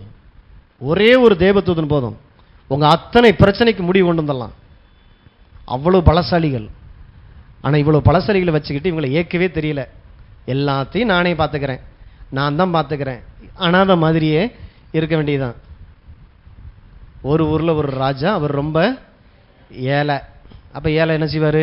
ஏழ்மைத்தனத்துல தான் எல்லா வேலையும் பார்க்கணும். ஏன்? தான் யாருங்கிற அறிவு இல்லாத ஒரு ராஜா. ஆனா எனக்குன்னு நியமிக்கப்பட்ட தேவ தூதர்களுக்காய் கர்த்தாவே உமக்கு ஸ்தோத்திரம். தேவ தூதருடைய ஊழியம் எவ்வளவு பெருசு தெரியுமா? நீங்க கடினமா நினைக்கிற காரியங்களை ரொம்ப லேசா மாற்றிட்டு போயிடுவாங்க. ஆனா அவங்களை இயக்க தெரியணும் முதல்ல. அதுக்கு தான் வீட்டில் கதவை சாத்திட்டு என்னத்தை பேசிக்கிட்டு இருக்கிறேன், கடவுளுடைய வார்த்தை இருக்குது, அந்த வார்த்தைக்கு சத்தம் கொடுக்கணுமே. அதுக்கு சத்தம் கொடுக்கும் போது தான் அது உயிரடையுது. கடவுளுடைய வார்த்தை அது ஆவிக்குரிய வல்லமையும் ஜீவனும் உடையதா இருக்குது. ஆவிக்குரிய மண்டலத்தில் பிசாசு வேலை செய்யற எல்லாத்தையும் தவிடுபடியாக்கி தானியேல் ஜெபித்த நாள் துவங்கியே, ஜெபித்த போதே பதில கொண்டு வந்த தேவதூதன். இயேசு சொல்றார், நான் வேண்டிக் கொண்டால், பிலாத்துக்கு முன்னால சொல்ற, நான் வேண்டிக் கொண்டா என்னை தூக்கிட்டு போயிடுவான், உங்களை எல்லாரையும் நாஸ்தி பண்ணிட்டு. அப்ப தெய்வ தூதர்கள் இருக்கிறாங்க, அவங்களை இயக்க தெரியணும். ஒவ்வொரு விசுவாசிக்கும் கொடுக்கப்பட்ட அதிகாரம். பிள்ளைங்களை எங்கேயாவது தூரமா அனுப்பிட்டு இங்க எப்படியே மடியில நெருப்பு கட்டிக்கிட்டு உட்கார்றது இல்லை. ஆண்டவரே, என் பிள்ளைங்களை காக்கிற தெய்வ தூதர்களுக்காய் ஸ்தோத்திரம். என் பிள்ளை போகும்போதும் ஆசீர்வாதமா இருப்பாங்க, வரும்போதும் ஆசீர்வாதமா இருப்பாங்க. மனசார வாயை திறந்து பேசணும். நீங்க இதை பேசிட்டு இருக்கும் போது நியூஸ்ல வேற ஒன்று வரும், இப்படிதான் தனியா ஒரு பிள்ளை இப்படித்தான் இங்க போச்சா இப்படி ஆச்சா அப்படி ஆச்சான்னு. இது எதுக்கு வருது தெரியுமா? உங்க விசுவாசத்தை குலைச்சு போடுறதுக்கு. அப்பதான் நல்ல சத்தமா ஆண்டவரை துதிச்சு ஆராதிச்சு ஆண்டவருடைய வார்த்தையை பேச தெரியணும். கர்த்தருடைய வார்த்தையின்படி. அப்ப வார்த்தை தானா வராது, வார்த்தை வாயை திறந்து பேசுறது. உங்க வீட்டை பார்த்து என்ன பேசிக்கிட்டு இருக்கிறீங்க, நீங்க என்ன பேசிட்டு இருக்கிறீங்களோ அதுதான் உங்க வீட்டுக்குள்ள நடந்துகிட்டு இருக்கு. நாங்கள் நன்றாயிருப்போம், நாங்கள் செழிப்பாயிருப்போம், வானத்தையும் பூமியும் படைத்த கர்த்தரால் நாங்கள் ஆசீர்வதிக்கப்பட்டு இருப்போம். வாயை திறந்து பேசுங்க. அடுத்து முழு இருதயத்தோடு கூட கர்த்தருக்காக வாழ பழகுங்க. சங்கீதம் 112:1, அல்லேலூயா, கர்த்தருக்கு பயந்து அவருடைய கட்டளைகளில் மிகவும் பிரியமாயிருக்கிற மனுஷன், மிகவும் பிரியமாயிருக்கிற மனுஷன் அப்படின்னா அதுதான் அவனுக்கு வாழ்க்கையே, வாழ்க்கை முறையே அதுதான். யாருக்காகவும் இதில் காம்ப்ரமைஸ் பண்ற ஆள் இல்லை. அது கணவனாக இருக்கட்டும், மனைவியாக இருக்கட்டும், சொந்த பந்தமாக இருக்கட்டும், யாரானாலும் இருங்க. எனக்கு முதல்ல கடவுள், முழுமையாய் அர்ப்பணிக்கிறது, முழு இருதயத்தோடு கூட அர்ப்பணிக்கிறது. அவன் பாக்கியவான், அவன் சந்ததி பூமியில் பலத்திருக்கும், செம்மையானவர்கள் வம்சம் ஆசீர்வதிக்கப்படும், ஆஸ்தியும் ஐஸ்வர்யம் அவன் வீட்டில் இருக்கும், அவனுடைய நீதி என்றென்றைக்கும் நிற்கும். ஆஸ்தியும் ஐஸ்வர்யமும் அவன் வீட்டில். எவன் வீட்டில்? கர்த்தருக்காக தன்னை முழுமையா அர்ப்பணித்து வாழ்ற வாழ்க்கை. அப்ப முழுமையா அர்ப்பணிச்சிடணும்னா என் விருப்பப்படி வாழாம ஏதோ இந்த துறவரத்தில் போறது போல இல்ல. நீங்க வாழ்ற வாழ்க்கையத்தான் சொல்றாரு. இந்த வாழ்க்கை கணவன் மனைவி வாழ்க்கை, பிள்ளைகளுக்கு ஏற்ற வாழ்க்கை. நீங்க செஞ்சுட்டு இருக்கிற அந்த தொழில் தான், இதை செய்யத்தான் கடவுள் உங்களை அழைச்சிருக்கிறார். அது கடவுள் தான் அழைச்சிருக்கிறாருங்கிற நம்பி அனுதினம் இந்த தெய்வனுக்கு முதலிடத்தை கொடுத்த கர்த்தாவே, நீர் என்ன சொல்லுகிறீரோ அந்த பிசினஸை நான் பண்றேன், நீர் சொல்லுற மாதிரி அந்த பிசினஸை நான் பண்றேன், யாரோ ஒருத்தரை பார்த்து இல்லை, நீர் என்ன சொல்றீரோ. என்ன குறுக்கு வழியில போய் எதையோ ஒன்று பிடிக்கிறது இல்லை. கடவுளுக்காக அர்ப்பணிக்கப்பட்ட ஒரு வாழ்க்கை. ஆண்டவரே எனக்கு பிடிக்காட்டாலும் நீர் சொல்லுகிறீர் அதை செய்கிறேன். அப்படிப்பட்ட மனிதன் பாக்கியவான். அவன் வீட்டில் ஆஸ்தியும் ஐஸ்வர்யமும் எப்படி இருக்குமா? ஆஸ்தியும் அவன் வீட்டில் இருக்கும். இருக்கும், வந்துட்டு போகிறது இல்லை. வந்த மாதிரி தாங்க வந்துச்சு, இப்படி போச்சுங்க, எப்படி தான் போச்சுன்னே தெரியல. இத்தனை லட்சம் வந்துச்சு. அப்போ முதல்ல கடவுளுடைய சத்தத்துக்கு உங்களை செவி கொடுங்க. தேவன் உங்களை ஆசீர்வதிக்கிறார். வெறுமனை ஆசீர்வதிக்கிறார்னா எதுவுமே தானாக நடக்கிறதில்ல. இவ்வளோ விஷயங்கள் உள்ள வைக்கிறார். அத்தனையும் உங்களுக்குள்ள ஏற்கனவே இருக்கிறது. ஏன்னா நீங்கள் விரும்புகிறீங்க. ஒரு பாவம் செய்கிறவங்க கூட பார்த்தீங்கன்னா இச்சை அப்படியே கற்பந்தரிக்குது, ஆசையாக மாறுது. ஆசை பேராசை அது மாறி இச்சையாய் மாறி வெறி கொண்டு அதை எப்படியாவது நான் அடைஞ்சே தீரணும். அதுக்கு பேர் தான் இச்சை. இச்சை உள்ள வந்து கற்பந்தரிச்சு வாழ்க்கையில் மரணத்தை, பாவத்தை கொண்டு வந்து, பாவம் மரணத்தை கொண்டு வந்துடுது. அப்போ அது எப்படி வேலை செய்தோ அப்படியே தான் தேவனுடைய வார்த்தையும் வேலை செய்யுது. ஆசைப்படுங்க, வேவு பாருங்க, அடிக்கடி போயிட்டு வாங்க, உள்ளுக்குள்ள நல்ல வாழ்வுக்குள்ளே போயிட்டு வாங்க. கடன் இல்லாத வாழ்க்கைக்குள்ள, கடனில் இருக்கும் போதே போயிட்டு வாங்க. கடன் இல்லாத வாழ்க்கை வாழ்ந்தா எப்படி இருக்கும்? டேஸ்ட் பார்த்துடலாம். வியாதியில் படுத்து கிடக்குறீங்களா, கொஞ்சம் சுகமான அந்த வார்த்தைக்குள்ளே போங்க. அதுதான் வேவு பார்க்கறது. இந்த வியாதி நீங்கி எனக்குள்ள சுகம் வந்தால் எப்படி இருக்கும்? வேவு பார்க்க போங்க. வார்த்தை அவங்கள அப்படி நடத்தும். அதைத்தான் தியானிங்க. கல்யாண நாள்ல இருந்து சண்டையும் சச்சரவுமாவே வீட்டில் இருக்குதா? சமாதானமாக இந்த வீடு இருந்தால் எப்படி இருக்கும்? அதுக்கு ஆதாரம் என்ன? தேவனுடைய வார்த்தை சொல்லி இருக்குது. என் வீட்டிலே சமாதானம் உண்டாயிருக்கும், என் அரண்மனைக்குள்ளே சுகம் உண்டாயிருக்கும். கர்த்தர் நீதிமானுடைய வீட்டை காக்கிற. அப்படி கடவுள் ஒரு வீட்டை காத்தா அந்த வீடு எப்படி இருக்கும்? எண்ணங்களில் உள்ள கற்பனைக்குள்ளே போயிட்டு வாங்க. அதையே பேச ஆரம்பிப்பீங்க. தியானிங்க தேவனுடைய வார்த்தையை.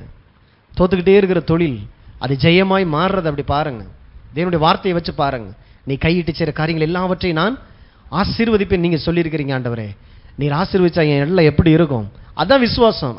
அதை பார்த்துட்டீங்கன்னா இப்போ நடந்துகிட்டு இருக்கிறது உங்களை பெரிய அளவில் பாதிக்காது. யோசேப்பு குழிக்குள்ளே கிடக்குறான். ஐயோ என்னை கொல்றாங்க கத்தி இருக்கணும்ல, ஒரு சத்தமும் போடலை. ஏன்னா பைபிள் அப்படி எதுவுமே போடலை. ஏன் அப்படின்னா, இந்த கண்ணை திறந்து பார்த்தா குழியா இருக்குது, அந்த கண்ணை திறந்து பார்த்தா எல்லாரும் என்னை வணங்கிக்கிட்டு இருக்கிறான். அப்போ அதுதான் நிஜம். அப்போ இது டெம்பரரி. அதி சீக்கிரத்தில் நீங்கள் இந்த லேசான ஓத்திரம் வந்தால் எவனோ ஒருத்தன் வந்தான் தூக்கிட்டான். இங்கிருந்து குழிக்குள்ளே இருந்து ஓத்திரம் தூக்கியாச்சு. அங்கிட்டு கொண்டு போனால் அடிமையாக கொண்டு போய் போத்திபார் வீட்டில் போட்டான். போத்திபார் வீட்டில் போய் போட்டால் கூட அங்கேயும் பார்க்குறான், இவன் தான் வர்றது எல்லாரையும் வணங்கிக்கிட்டு இருக்கிறான். இது டெம்பரவரி. ஆனால் அவன் பார்த்தது என்னது? எல்லாரும் என்னைய வணங்குவாங்கன்னு போட்டிருக்கு. ஆனால் நடக்கிற சம்பவம் எல்லாம் தலைகீழ இருக்குது. அப்போ இது டெம்பரவரி. அதி சீக்கிரத்தில் நீங்கள் இந்த லேசான ஓத்திரம். இதை விட கடுமையாக இப்போ ஜெயிலுக்குள்ளே கொண்டு போய் போட்டாச்சு. ஜெயிலுக்குள்ளே போட்டால் அங்கே வேற வழியே இல்லை. அங்கே இவன் தான் அங்கே அதிகாரியாக ஆண்டவர் மாற்றி விடுறாரு. பார்த்தா ஜெயில் கம்பியாக எண்ணிக்கிட்டு இருக்கான். எத்தனை தடவை என்னாலும் ஜெயில் கம்பி தான் இருக்குது. பார்க்குறான், இல்லை இது டெம்பரவரி, அதி சீக்கிரத்தில் நீங்கும். ஆகையினால தான் ஆண்டவருடைய வார்த்தை சொல்ல, காணப்படுகிறவைகள், காணப்படுகிற கூலி அனித்தியமானது, காணப்படுகிற போத்திபார் வீடு அனித்தியமானது, காணப்படுகிற ஜெயில் கம்பி அனித்தியமானது, காணப்படாத அந்த தரிசனம் நித்தியமானது. பிடிச்சாம் பாருங்க. ஒரு நாள் ராத்திரியில் போய் நின்றுட்டான். இப்போ ராஜா சொல்லிட்டான் நாடுகளுக்கு, இந்த யோசேப்பை எல்லாரும் தலை குனிஞ்சு வணங்கணும். ஒரு நாய் கூட இவனுக்கு எதிராக வாள் ஆட்டக்கூடாது.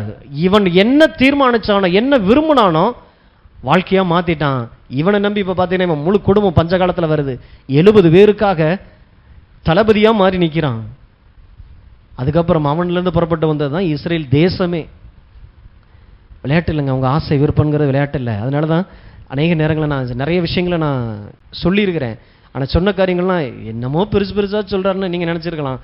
அது எனக்கு ஆசை. கர்த்தருக்காக பெரிய காரியங்களை இந்த பூமியில் நான் செய்யணும். ஆண்டவரே ஆசையை தந்திரே உமக்கு ஸ்தோத்திரம். அத்தனையும் பரிசுத்தமானது, தேவனுக்கானது, நடந்தே தீரும். என் மீட்பர் உயிரோடு கூட இருக்கிறார். அவர் உயிரோடு இருக்கிறது இல்லை, அதெல்லாம் பார்க்குற வரைக்கும் நீங்களும் உயிரோடு இருப்பீங்க. நீங்களும் உயிரோடு இருப்பீங்க. அவர் அப்பவே சொல்லுவாருங்க. அப்படியே நடக்குதுங்க.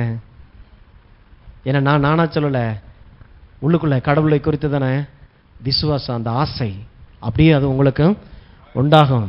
ஸோ அறுவடை எடுக்க தெரியணும். இதெல்லாம் அறுக்கிறதுக்கு உண்டான வழிகள். வீட்டில் போயிட்டு அப்படி பேன் உட்காந்துருக்கிறது இல்லை. கர்த்தாவே இந்த வார்த்தையின்படி நான் தீர்மானிக்கிறேன், எனக்குள்ள ஆசைகளை தாங்க, பரிசுத்தமான விருப்பத்தை தாங்க. அநேருக்கு விருப்பமே வராது. ஏன்னா சுற்றி நடக்கிற பிரச்சனை அப்படி. இதுக்கு மற்ற நான் என்னத்தை, சிலர்லாம் பார்த்தீங்கன்னா அந்த கல்யாணத்துக்கு போகும்போதெல்லாம் பாருங்கள், கல்யாணத்துக்கு போகும்போது கூட ஏதோ ஒரு சாதாரணமாக ஒரு அளப்பில் போவோம். ஏன்னா அவ்வளோ அடி. வீட்டில் நிம்மதி இல்லை. என்னத்தை போட்டு பட்டுச்சாலியை கட்டிக்கிட்டு என்னத்தையும் இந்த மொய் செஞ்சா போய் செஞ்சுட்டு வந்துடுறேன். இல்லை, ஒரு உற்சாகம், ஆசை, ஒரு விருப்பம், வாழ்க்கை குறித்த ஒரு எதிர்பார்ப்பு உங்கள் வாழ்க்கையை தலைகளை மாற்றிடும். தொழிலுக்கு போகும்போது கர்த்தர் உங்கள் கூட போறாருங்கிற விசுவாசத்தோடு கூட போங்க. அந்த தொழிலை நீங்கள் மாத்திரம் இல்லை, கடவுள் சொல்லி செஞ்சுட்டு இருக்கிறீங்க. தெரியாது யார் வருவா, என் கஸ்டமர் எப்படி இருப்பாங்க, இன்னைக்கு எப்படி சேல்ஸ் ஆகும் தெரியாது. ஆனால் ஒன்று தெரியும், நல்லது மாத்திரம்தான் எனக்கு நடக்கும். நல்லது மாத்திரம்தான். என் கல்லாம் ஆசீர்வதிக்கப்பட்டது, ஏன்னா நான் ஆசீர்வதிக்கப்பட்டவன். என் தொழிற்சலம் ஆசீர்வதிக்கப்பட்டது, காரணம் நான் ஆசீர்வதிக்கப்பட்டவன் இங்கே இருக்கிறேன். வீட்டுக்குள்ளே போகும்போதே அப்படி எரிஞ்சுக்கிட்டு போகக்கூடாது. பரலோகத்துக்குள்ளே போகிறேன், ஏன்னா நான் உருவாக்கி வச்ச பரலோகம் அது. பேசி பேசி பேசி நல்ல காரியங்களை பேசுங்க, உங்கள் வாழ்க்கை நன்றாக இருக்கும். இதெல்லாம் தேவன் உங்களுக்கு வச்சிருக்கிற பிரமாணம். ஏதோ ஒன்று செய்யுங்க, அதனால நல்லது, ஏதோ மந்திரம் இல்லை. இப்படி இருந்து பாருங்க. இதுக்காக நீண்ட ஜெபம்லாம் இல்லை, இது செஞ்சாலே போதும், தானா அதனுடைய விளைவு உங்கள் வீட்டுக்குள்ளே வந்து அடையும். ஆமென். விசுவாசிங்க, கர்த்தர் உங்களை ஆசீர்வதிப்பார்.